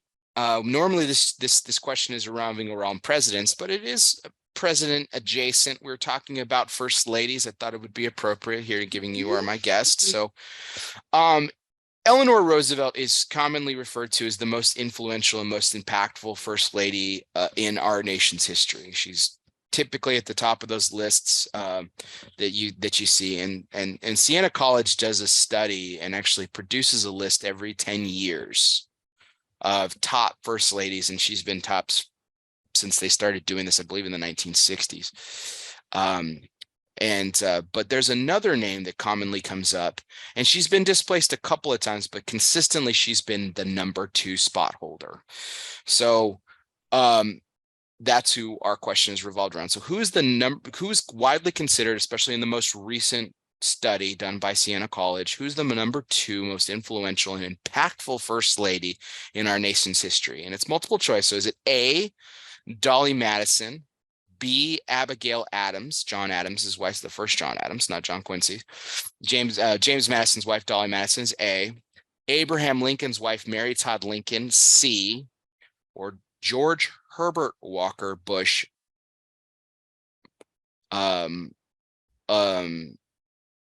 Barbara Bush, excuse me. No, I couldn't even read my own question there for a second. Barbara Bush, D. So Dolly Madison, Abigail Adams, Mary Todd Lincoln, or Barbara Bush. Who's consistently number 2 on these lists? I go with Lincoln's wife, Mary Todd. Okay. What made you say her? Well, just because of the time period that, you know, it was such a transformative time, so influential time during, you know, the abolition of slavery and all of absolutely, that. yeah. She probably had a big hand in that, you know, behind every strong man is a strong woman. So, I mean, I really wanted to say, I was thinking Barbara Bush, but I couldn't think of what she really contributed. Really, if you didn't give me a multiple choice, I was going to say Nancy Reagan, but since she wasn't on there, right. Nancy Reagan's a good pick. Interesting enough, Barbara Bush is typically at the top of the poll. Typically, she's in the top 10 consistently over the since her time. You know, she obviously wasn't in the 60s, 70s, and 80s, but she's been in since the 90s of this. She's been in the top 10 consistently. But it's actually Abigail Adams, believe it or not. It's B. Mary Todd Lincoln. So I'll tell you that Mary Todd Lincoln polls typically towards the bottom. And the interest, you're absolutely right. I found this interesting too. And it was really, when I was first starting to read about this stuff, I found it interesting. She's a very interesting character in our nation's history for sure. Because I thought the same thing too. Like, I mean, how could she not be considered impactful considering the time in history in which she was involved? And there is a lot of sordid history with Mary Todd. You know, she was very mentally imbalanced. Mental health. Yeah. And unfortunately, she was the target. And this is of a lot of Lincoln's adversaries. They went after him for certain, but you know, they went unfortunately as people who are lowbrow tend to do, they pick on the weakest target, and why not? I mean, the horrible things that were said about her and her mourning of her child's death was just awful. She was the subject of not one, but actually 2 congressional investigations for like embezzling funds and the mistreatment of funds towards like an investigation was launched into her usage of. She redid the White House, like completely, like gutted it, did a lot of renovation, brought in a lot of new furniture, carpeting, flooring. I mean, the White House was in a lot of ways her mark today, and that's why I argue impact. Right, a lot of her work today exists in the White House as we know it today. Some of the original flooring that she had installed and stuff like that. And obviously we've taken a lot better care of our executive branch's home over the last 150 years as opposed to the first 50 years of our nation's history.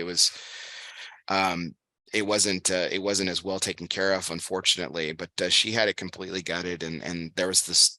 Of course, this just set people on fire, and they launched this very unfortunate. Yeah, of course, they launched this unfortunate and sordid investigation into her and everything. And again, I would argue what your answer too, just because I think her impact is still felt today and everything. So it's interesting. So if you don't mind explaining who was the number 2? Like what was her impact? Madison? Abigail Adams. No, I would have. If you had asked me prior to my just knowledge of the list and stuff, if you had asked me, I would have probably said Dolly Madison, because I thought she saved some of the most prized artifacts from the White House during its burning in the War of 1812, and shoot, that in itself makes her one of my personal heroes. But it was from everything that I understand about Abigail Adams, that she the way she supported her husband John in a lot of his endeavors presidentially speaking, and she campaigned on his behalf, and she was much beloved by the almost even more so than her husband, was much more beloved of a figure. And a lot of people, apparently, this is from some of the writings that I was reading, that people weren't voting for him so much as they were voting for her. Oh, okay. So so she did a lot of things in an age too. I mean, we're talking about the late 1700s, early 1800s, where women unfortunately had a certain place in society, and for her to actually step out to the forefront and campaign on her husband's behalf was quite, groundbreaking. Groundbreaking and revolutionary for its day. I like So that for sure. Yeah. I find it incredibly gratifying that she is so high on the list, and that she did play such a prominent role in his president's and in his presidential term, because here was a person who so fervently believed in the early American standard, that despite her inability to vote, right, and that's still be so influential, which is, I think, is so interesting, and that kind of was all. So maybe I do agree. I just didn't know much about her, but yeah, she's got a little bit of a Michelle Obama vibe. It sounds like that, that people liked her just as much as they liked Obama, and now like she had her own kind of following, if you will. So I think that's cool. Yeah, for men who are voting because they think he had a good picker. Yeah, she's been on Michelle Obama's only been on one poll. She's been on the most recent one in this year is 2023. For some reason they left her off in 2013, even though that she was obviously there. She was the sitting first lady. But it's interesting, in 1993, in the same position, I found this pretty egregious by the study, to be honest. So Michelle Obama was left off the list in 2013, but Hillary Rodham Clinton was on the list in 1993. In 1993, her husband had only been in office for a year. And that was the only year that Abigail Adams has been displaced as number 2. By Hillary? By Hillary Rodham Clinton. In 1993, she had catapulted to the number 2 spot. Oh, I'm going to follow this poll from now on. Yeah. This is interesting stuff. Yeah. Wow. So it's pretty crazy. And then what's in how just modern day history and how you're judged. It's interesting because, you think about Eleanor Roosevelt, Abigail Adams from 2 centuries ago, Eleanor Roosevelt from, at this point now, coming up on, 80 years of different in terms of time, how time seems to affect history and everything. Because I think what will, 50 years from now, 80 years from now, 100 years from now, I think history will judge Hillary Clinton differently. I think they'll judge Michelle Obama differently in a way that, that they're probably just not recognized for in their modern day.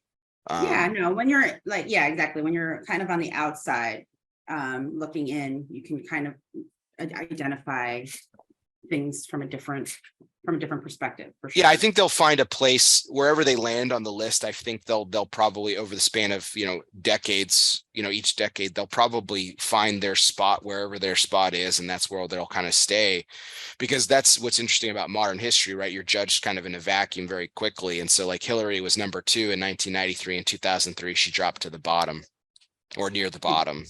In the span of 10 years. And it's okay, how much influence can one person drop that poorly? And of course, she had the entire term of her husband's presidential segment at that point to kind of judge. And I think it's more of a judgment on his presidency rather than on her impact in 2003, at least. So it's an interesting study. Like I said, it's a poll. It's an interesting study.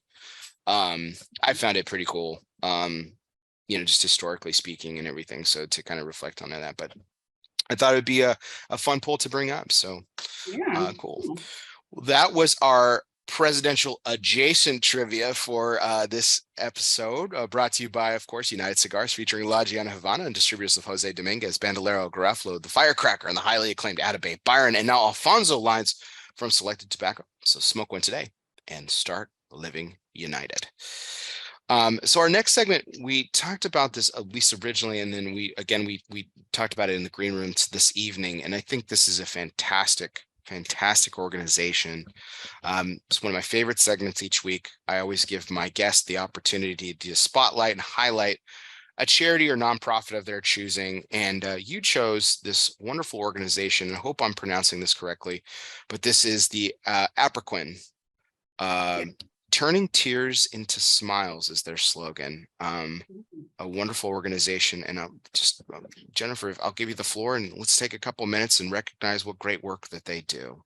Yeah, so aproquen was first brought to my attention by Rafael, who obviously travels to Nicaragua. I haven't had the pleasure to travel to Nicaragua yet. I look forward to doing that. But when he was telling me about this, it was educational, and at the same time, it was like, wow, what a story. So the story is this. It is a nonprofit that was developed by a family, a husband and a wife. I think their last name is Payas.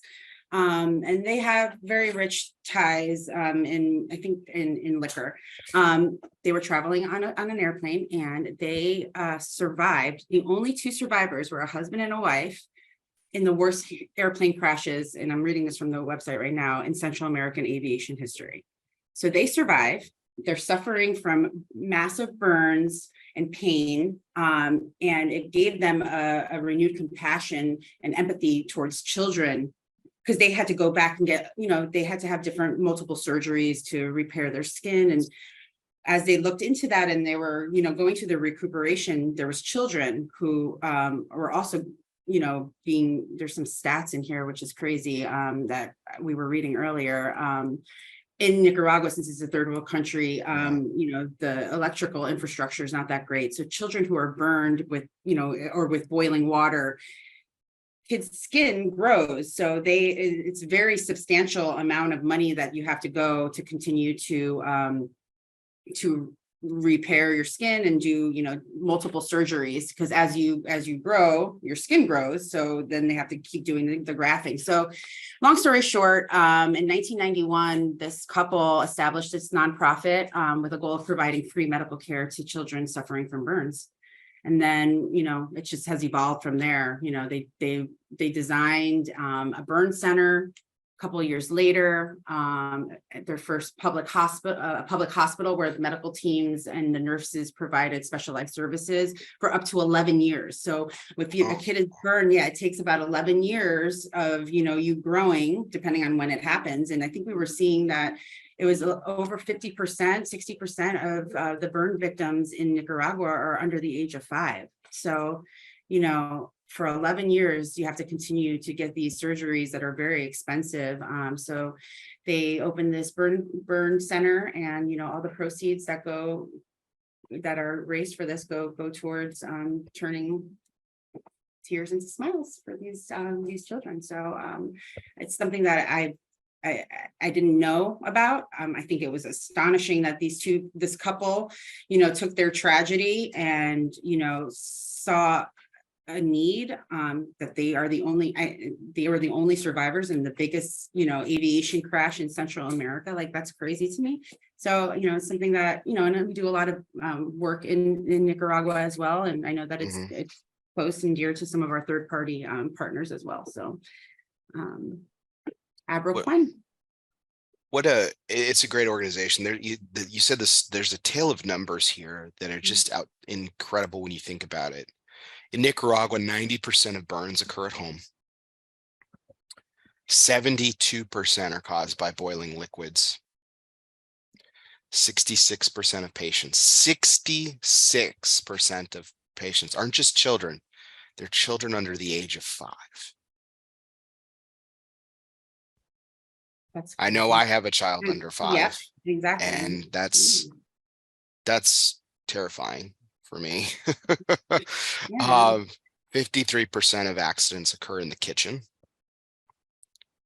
74% of the time there is an adult present. Yep, that's the one. Wow, it's crazy.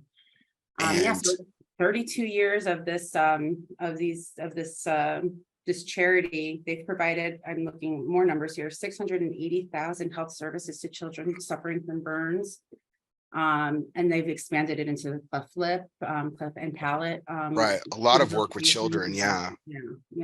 It's interesting, the pivot that these two adults made with this decision, you know, they certainly could have gone to just burn treatments in general, but they saw No, it's very wealthy people. Exactly. Saw a need for children. Yeah. So this was an interesting one too. So according to the Global Burden of Disease 2010 polling, so granted this is 13 years old, but still I think it's worth noting, and they've probably made an impact on this. It's probably not as bad now, but burns at the time, 13 years ago, were the second cause of death by accident. That's just crazy. That's It's crazy. the second leading cause of death by accident in Nicaragua. And this is, we've had some fantastic causes talked about, you know, disease research, you know, some great efforts, you know, across the, you know, humane society for, you know, for care for animals, those less fortunate, poverty, hunger, certainly different diseases. And this is the first time that burn victims have come up. And I've always astounded by this segment simply because there's such a powerful story with each of these different causes that get told. And this is, I mean, granted, I mean, I'm just going to be completely transparent with my audience. I could not remember Jennifer's charity. She had told me about this a couple weeks ago when we were planning the show out, and I just couldn't find it. I was really dismayed, and she can attest to how flustered I was before the show that I didn't have the information in front of me. But to be honest, I'm actually glad that I had this experience of pulling this up for the first time and seeing some of these numbers. I mean, this is a genuine reaction for me, and just about how unbelievable of an issue this is for the people of Nicaragua and the incredible work that aproquen is doing. So this is wonderful. So thank you so much. Yeah, of course. And, you know, it is beyond, you know, the cosmetic part of it. I mean, obviously there is definitely a stigma that these children are going to have to grow up with, having, you know, burns over half of their body on places that are very well seen. So they're also providing other services, mental services, external consultations. I mean, from the minute it's like a critical severe burn management in the intensive care unit where they're doing immediate to, you know, 11 years later when, you know, they're, you know, in high school being bullied, they're, you know, still receiving treatment. And I think that that is something that's really important to think about too, that, you know, sometimes, you know, we might donate to something, but we don't think about how far your dollar actually really goes, you know. And here they're telling us for 11 years, one patient has services free of charge to them in a third world country. And I was seeing also another number is that most only 32% of these victims happen in the city. Everywhere else is rural. So that just also tells you about, you know, their socioeconomic situation as well. You know, obviously the reconstructive surgery is something, but that physical therapy, you know, the compressive garments, all these things, they probably cost money, the doctors and nurses, you know, all of that. So it's a good cause. So I appreciate this opportunity to talk about it. Absolutely. Wonderful. So you guys can check it out. I posted it in the chat.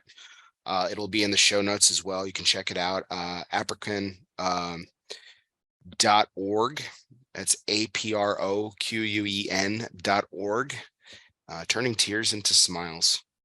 Great organization. If you feel so called, please consider donating. I went onto the donate screen and Jennifer's been consistent with my my doing this segment each week and everything. A small amount will be donated in your honor tonight for bringing it to our attention. So thank you so much. Thank you. Thank you.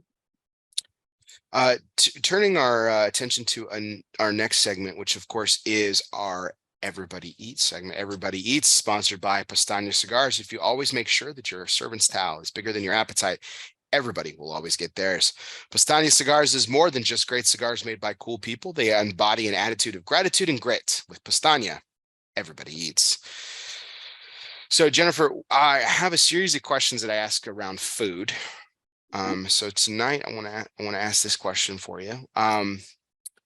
What is the food or dish that you love that you would not have tried if it not had been not offered or even forced upon you by someone else?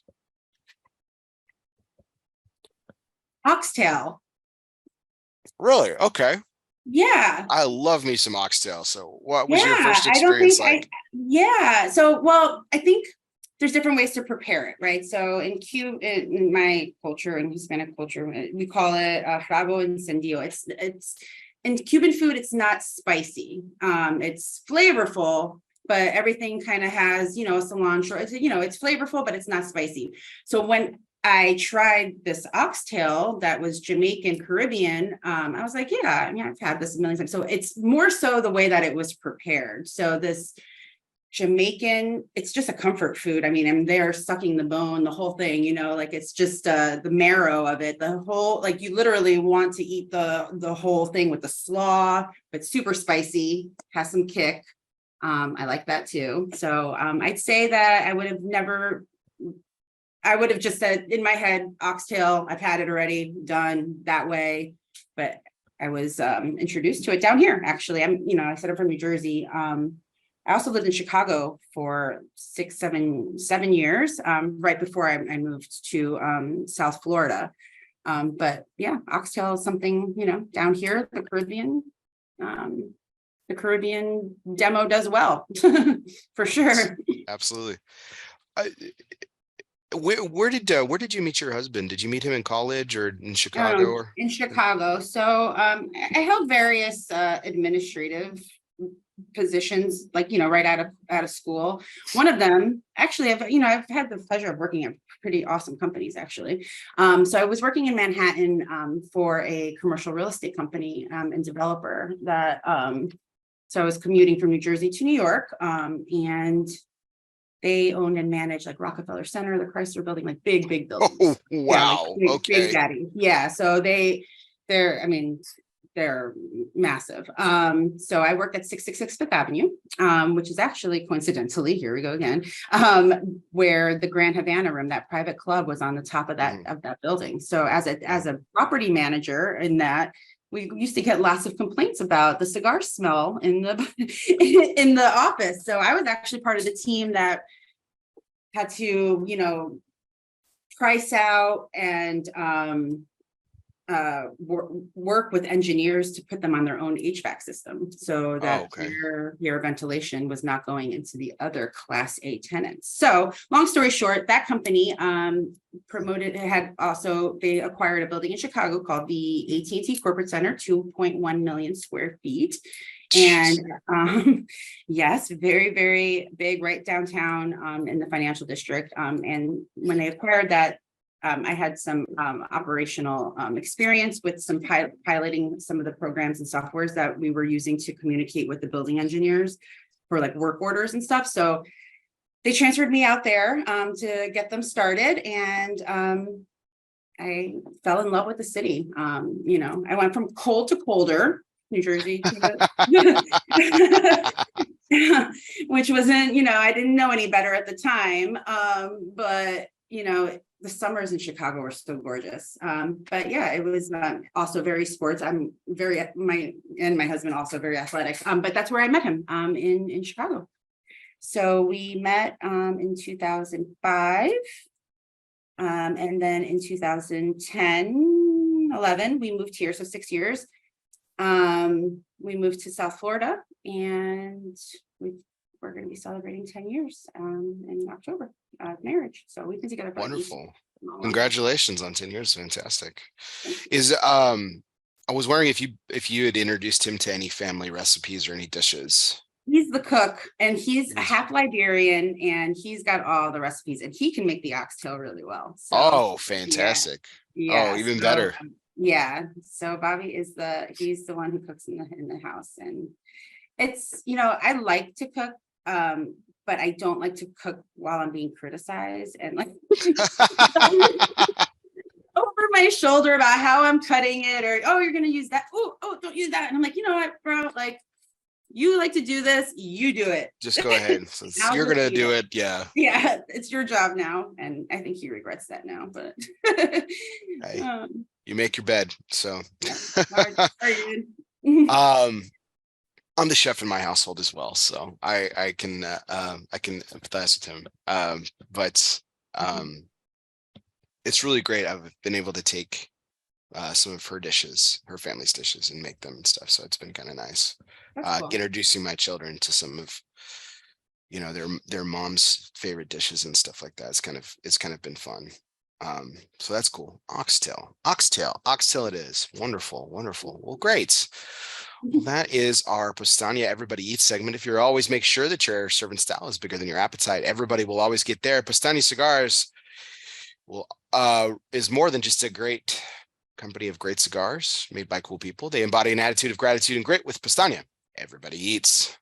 This next segment, of course, is brought to you by Asylum Cigars. Refuge is more than just a physical place. It can be a state of mind. Some of life's greatest reflections can be found in our own personal asylum. Moments like these were made for Asylum Cigars. Light up an asylum and choose your refuge.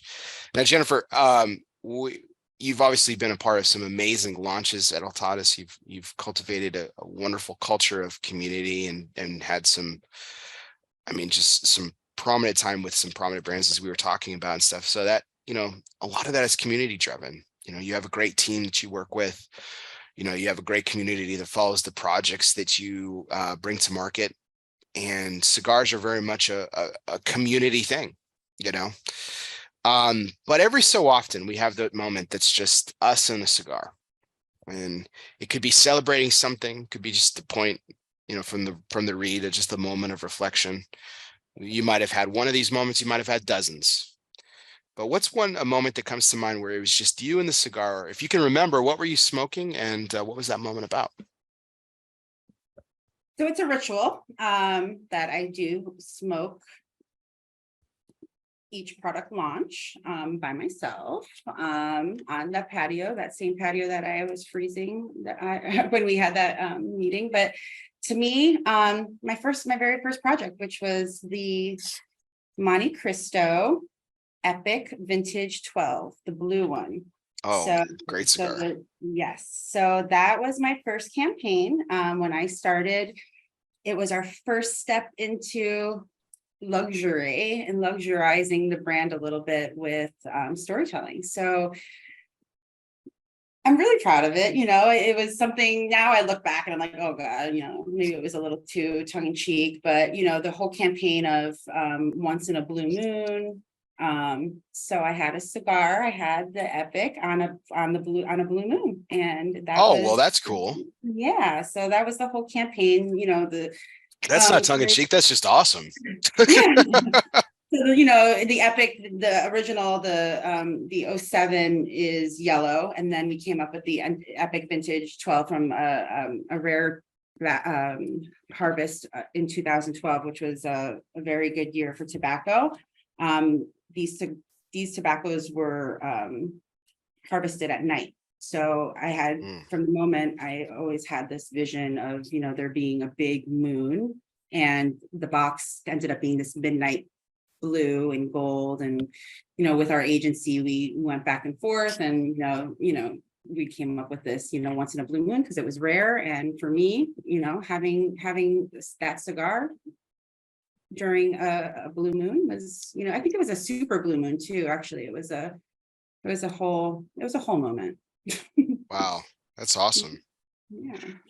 You say tongue in cheek, Jennifer, but I'll say it again. I think that's just awesome.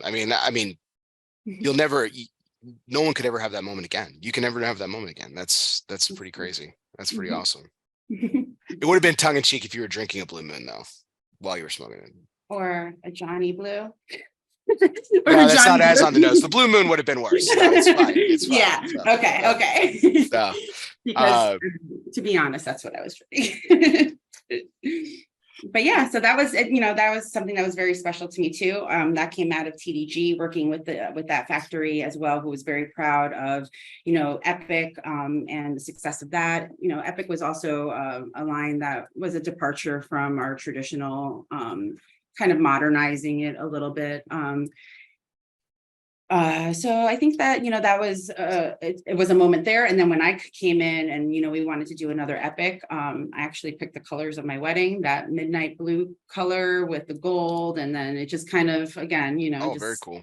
once it starts to flow, once the creative juices start flowing, it kind of all comes together. So What a cool way to put your own personal signature on that with that. That's cool.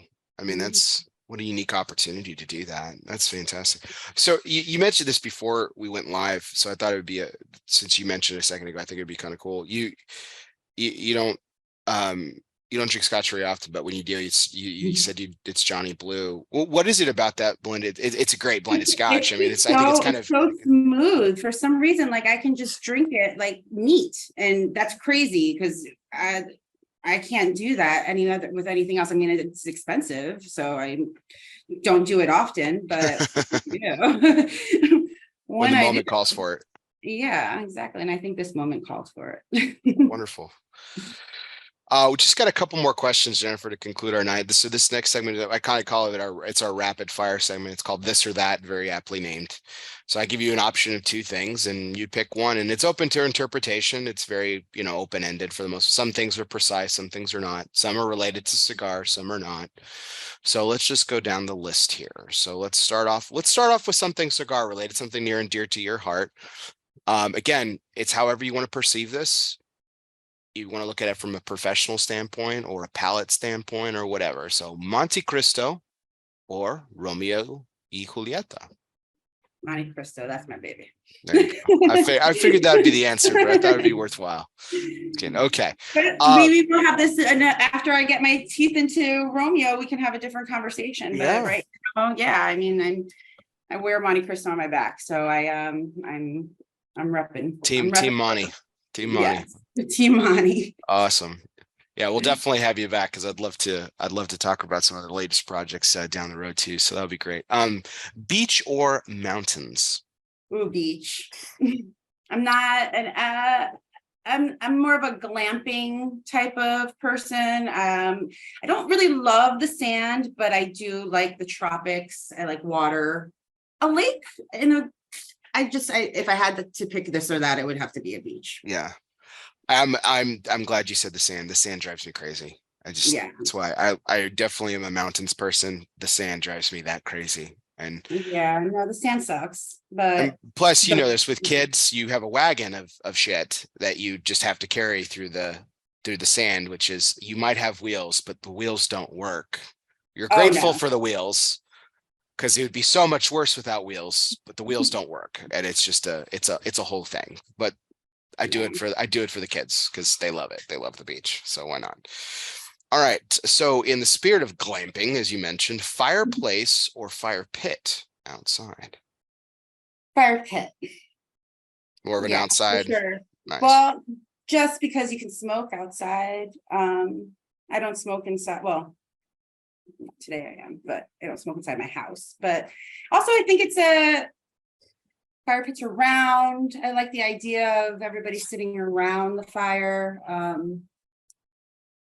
Maybe a little chill outside and the fire, and then you're not cold at all. Yeah, not freezing like you were the first time we talked. Yeah, like if I had a fire pit that day, that would have been clutch.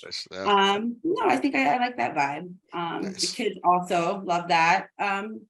Fireplace, I feel like I grew up around that a lot, and it's just very holiday-ish. There's not very many fireplaces down here in South Florida, that's for sure. More fire pits.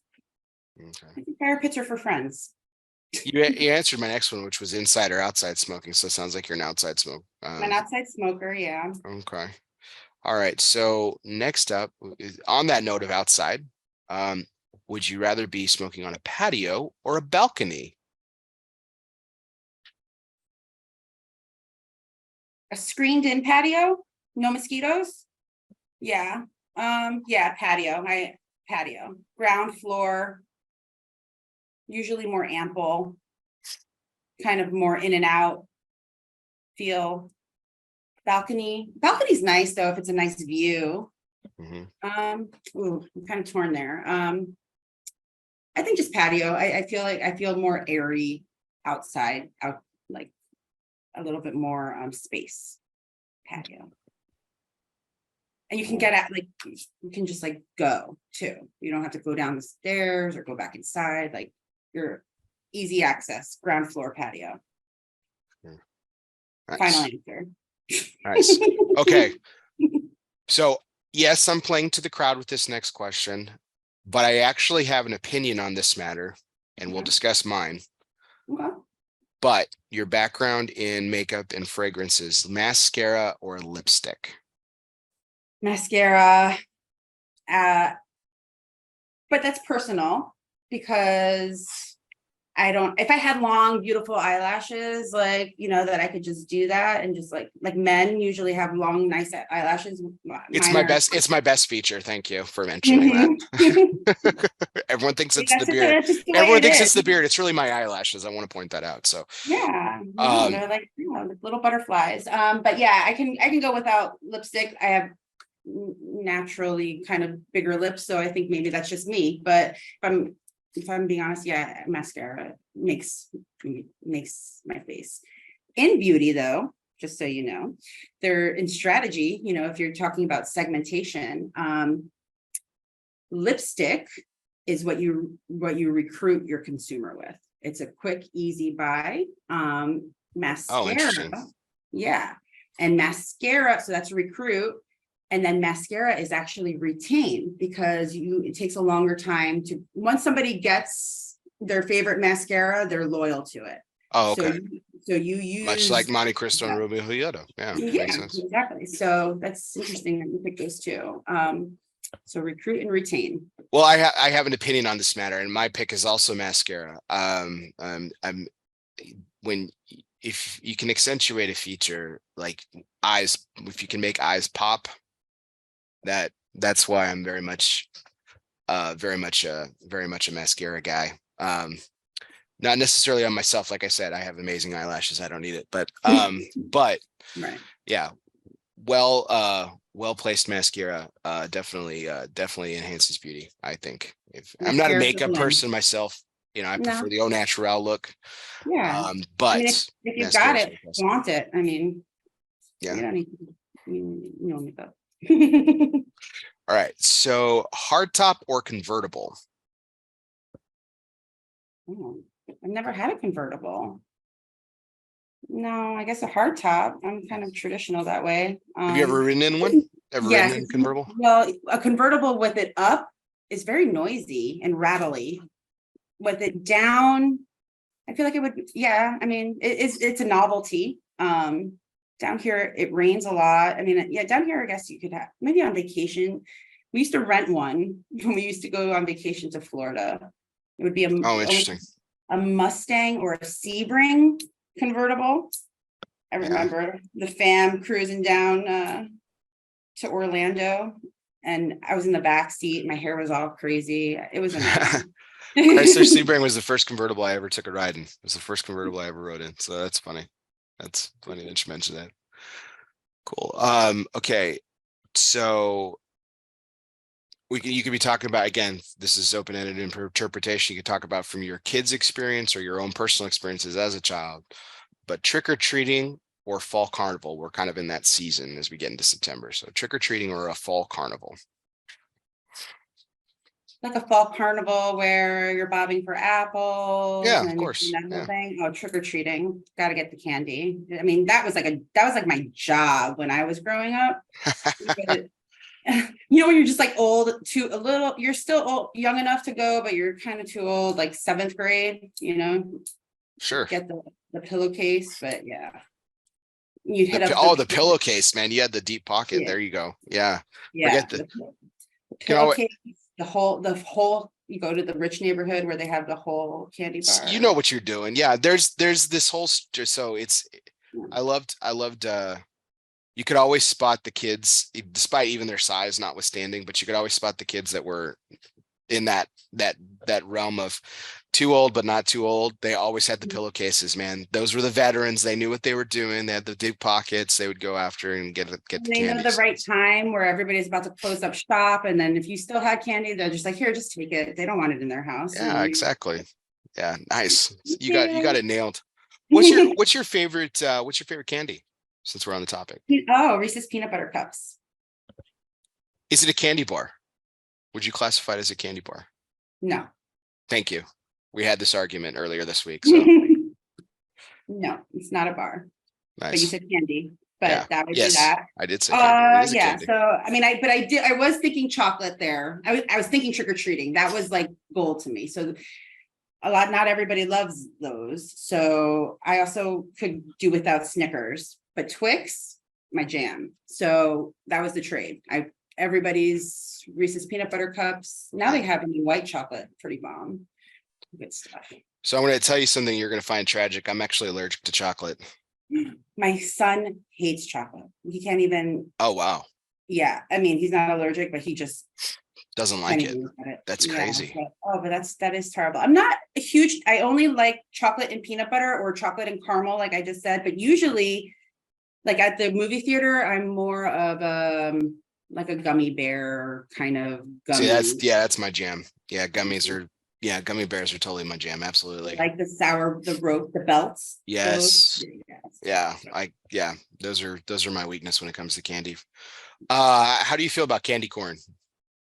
Not my thing. No, it's gross. Yeah. It's so disgusting. I can't get behind it. It's really terrible, actually. Yeah, we're gonna start a whole new viral wave of debate with that candy corn disgusting or not, and there's people who absolutely. They also had the pumpkin. They're like a whole pumpkin that tastes like a candy corn. Like what? Oh God, it's so gross. I can't do it. I can't do it. Yeah. You mentioned this drink earlier, but I wanted to pair with another one. So espresso or cappuccino? Ooh, cappuccino. I like a cappuccino. If I was presented with those two options at dinner, I would go with the cappuccino. However, espresso is more of a function type of thing, like 1000%. Just take your little shot, and just keep it moving. Yeah, go about your day. More of an experience. Yeah, I had a triple espresso to start my day today, so that was much needed. As parents, you need it. I was gonna say the espresso. It's the trademark of every young parent. So, all right. There's the last one. Actually, no, second last one. So here's another cigar one: Churchill or Corona? Churchill. You like the longer cigar? Yeah. I mean, because I do like a Corona, but I tend to smoke for longer because I just in the nature of business or what I'm doing, where I'm always smoking, is I need it to be a longer cigar for that. I see the Coronas more as like a novelty, in my opinion, for me. I appreciate it, and I appreciate the difference in how they smoke. Like I was mentioning before about the demi with the cappuccino is the bomb, but that's more curated for me. I would definitely go for the Churchill. Okay, so here's the last question: antique trinkets or used books? Used books, 100%. I mean, I'm a book nerd. I still buy hardcovers. Bravo. Yes. Yeah, I don't do the Kindles. I don't do any of those things. Then it's like, actually, I wrote a thesis on the way people. So it was about dog earing and just different ways that people enjoy books. Yeah. People sometimes write notes on the side. When I had a professor when I first started learning, she's like, if you are reading this book, you have to have a dictionary next to you, and you have to stop and you have to figure out every word, because otherwise it could be, might as well just, you're missing the whole meaning. So that really gave me an appreciation for words and just the having something tangible like that. You can write in it, you can dog ear it, you can, put a bookmark in it. I know. Any favorite authors that you like to read that you go back to quite a bit? The classics, Shakespeare, like you said, to early English literature. He's terrific. He's sensational. All of those. I loved all of those. People have asked me, they're like, why Shakespeare? And I'm like, well, first of all, why not? But I'm like, you have to understand and appreciate his versatility. Yes. I'm a fan of poetry, but he had his whole sonnet, you know, era, and that's Mhm. probably my least favorite thing of him, to be honest, if I'm telling the truth here. But I still think they're incredibly well written, but that's kind of my least favorite. It's But like so the guy, smart. Yeah, it's yeah, just like to even, it's such a creative outlet, but then to even overcomplicate it more to then be, to in write in this, verse, yeah, like yeah, to write in that style is but impressive. he could write tragedies, he could write comedy. Much Ado About Nothing is Something, probably one of yeah. my favorite plays. I had the opportunity. I went on a trip earlier this summer to Scotland, and we actually stayed a couple of days in London, and I got to go to the Globe, and I Hmm. saw a production of A Midsummer Night's Dream. It's probably the play I've seen the most because I think it's just incredibly well popular for the stage. Hmm. So just happened to see A Midsummer Night's Dream there, and it was probably some people that I were with disagreed on this topic. They thought the performance of the Puck's performance, it was done by a woman. So in fact, all the prominent roles were played by women, even some of the men roles. So they did this kind of reverse, right? Because Shakespearean Right, it's history, usually, yeah, yeah, it men was the play opposite. women. Men would play women. So women played an incredible role in this production. They were all over the place, and there was actually very few men, and the Puck was played by a woman, and it was for me, I thought it was the best performance of Puck that I've ever seen, because she played it as this very dry, incredibly sarcastic, um less mobile, like she wasn't Hmm. all over the place with it, and it was Hmm. very understated and nuanced, and it was just oh god, it was such a brilliant performance. Like I said, some of the people would have like said like, oh, they liked it, but they thought that was the weaker part. I was like, I was What entranced an by her experience performance. to Yeah. go to the Globe. I actually oddly went to Scotland too for a wedding last year. And that was my first time to Europe. My was London and Scotland. And that Oh, was just, cool. yeah. I went to Girvan in Scotland Okay. for a wedding. Apparently there's where I stayed, there's an island where there's puffins.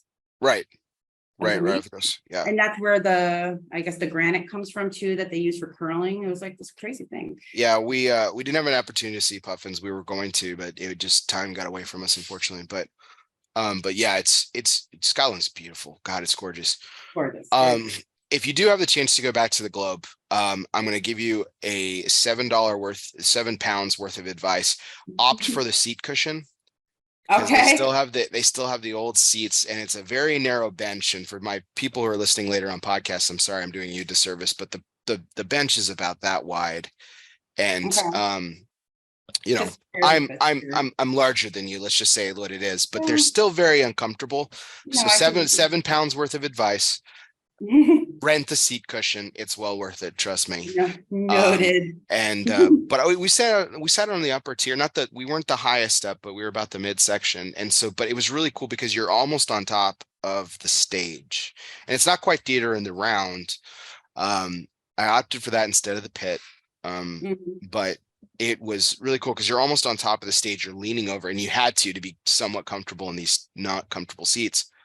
But How long was the production? it was it was 2.5 hours. Okay. Yeah, that's enough So it time. That's was, enough yeah. time for your butt to go numb. Yes, and there was a gracious, wonderful intermission that definitely gave me a reprieve. So that was great. It was terrific. So, well, cool. Well, that was our this or that segment. And so we are back to our last question of the evening, and this is the time of night where I always thank my guest for their time. Jennifer, we mentioned this earlier. You're obviously a family person. It's Sunday night. You have work tomorrow. Thank you so much for spending some time with us, away from your family, to have a great conversation, so that we can learn a little bit about your journey and the incredible work that you're doing for Altadis USA. So thank you so much. So our last segment of the night is sponsored by Dunbarton Tobacco and Trust, and it's of course our curveball segment. Dunbarton Tobacco and Trust curveball segment. Fastballs or curveballs, it doesn't matter. Since the company's inception, Steve Sock has been knocking them out of the park. 7, now 8 count them up, 8 consecutive years in the consensus top 3. Yes, congratulations to our good friend, Mr. Steve Saka. So I wanted to get your take on this, and and I might be completely stepping in muddy waters, and that's something I may not understand. So I could be getting an educational experience with this question. But Vega Fina is a brand under the Altadis USA brand that I've always been curious about because it seems to me that it does incredibly well abroad, but it doesn't have the popularity here at home in the United States. And from a marketing perspective, I thought it would be interesting to hear your thoughts on why that may or may not be the case. Yeah. Price. For sure, the segment where it needs to be a Vega Fina original. So the Vega Fina classic, the white Vega Fina, which is the #1 sold cigar in Europe. It like you, it baffles the decision makers in our company as to why it can't be as successful as it is there. We boiled it down to a few things, and I'll talk about the future of the brand because I think where it's going is great, but definitely that Vega Fina, well, the flavor profile, and also the price point where it needs to be in the United States is so competitive. It just gets eaten up by other brands that have a lot more brand awareness. In pockets and in regions, certain regions that have a more European influence, like New York and stuff, it does do well. Just overall, we can't say that it is a very widely known brand. Now, when we launched the Vega Fina in 1998, which is one of my favorite cigars, actually, the blend is a 5-region blend. It is in Europe, medium strength cigar. So for us, a medium is now more so mild plus, if you will. However, the complexity and stuff that goes into that cigar. Anybody who tries the Vega Fina 1998 is like, oh wow, this is a great cigar. I think that it's just now it's our job to kind of give it its own identity under this line. We are rebranding the Vega Fina logo. Yeah, I saw it behind you. Yeah. So it looks like that. So all of them are going to look like that VF. That's 1998, but it's going to be VF Classic. So the white actually will have a name called Classic now. And then, we're doing these limited editions, which is something that we hadn't done before with our sister company. With the Chinese New Year, we do small quantities, but it's something that gives a little bit of awareness to the brand, gets in people's hands, gets people a little bit more comfortable with the brand. I think it's just about just trial, to be honest. So we did actually get a pretty good rating with the 1998. So the cigar is not the problem. I think it's just the awareness. So we have a lot of fish to fry, and sometimes that was pushed to the side, but as part of my strategy since day one, and with our parent companies, it's been something that I've been trying really hard to work on, getting the awareness out there more. But yeah, it's just the market share is just really small, so it's harder to break through when there's all these new and exciting things coming out from competitors and even ourselves. It's right. It's yeah. Well, when you have a list of storied brands, H. Upmann, Montecristo, Romeo and Juliet, and more, Trinidad, is something we didn't even mention tonight. That's like you said, it kind of gets eaten up. But I've long been a fan of the brands. I've wanted to enjoy it more, and I was really curious about it, so I wanted to ask you tonight. And I thought it would fit pretty perfectly in this. Yeah, no, I'm glad that you did, because it's actually one of my main focuses since day one was Vega Fina doesn't work in the United States. Figure out why, and let's try to figure out how we can turn that around, because the cigar is great. It's coming from the same makers as the Montecristo, the same factory. I saw the people making it when I was there. So another opportunity that we partnered with our international team was to launch the Patriot. So Vega Fina does those regional releases for countries. They did one for Germany, they've done one for Brazil, and this year they agreed to do one for us. So we just released just last week around Labor Day, we started shipping the Vega Fina USA regional, and we named the Vitola the Patriot. So it's in stores now. Wonderful, wonderful. Well, that will conclude our evening, and I'm so grateful for your time tonight, Jennifer. As I mentioned before, it's been a fantastic, fantastic evening of great conversation. I've learned so much from you, and so excited about some of the projects you're working on, have worked on, and so excited about the future. And we've had an amazing audience tonight. Thank you so much for staying up late with us as always. It's just been wonderful to share your story with such a lively audience tonight. So I appreciate your time. Thank you. Thanks so much, Bear, and thanks for this opportunity. I hope to do this again sometime. It was a lot of fun. Absolutely. So for everyone out there, we really do appreciate all your likes, shares, and comments. Keep them coming. You can always check out our YouTube page, ELOSOFUMAR. Don't forget to hit the subscribe button if you're listening to us later on podcasts, wherever you happen to listen to podcasts, whether that be on Spotify, Google Play, Podbean, or iHeartRadio, or wherever you listen to podcasts. Be sure you download, subscribe, and review. Do me a favor. If you are a subscriber, hit the word unsubscribe, but don't forget to hit resubscribe. That kind of really helps my numbers. So it allows me to get great guests like Jennifer whenever I want. And you can always check us out live every Sunday night here on the ELOSOFUMAR page on Facebook. We broadcast live, Facebook Live every Sunday night. We have great guests like Jennifer tonight, and we have a slate of great guests upcoming, so you definitely want to stay tuned for all of that and more. As always, I'm your host, Barry Duplessis, live from the Alec Bradley Lone Star studio of Azle, Texas. This was our 263rd take. Count them up. She's Jennifer True of Altadis USA. I'm Barry Duplessis, and guess what, everybody? We'll see you next time.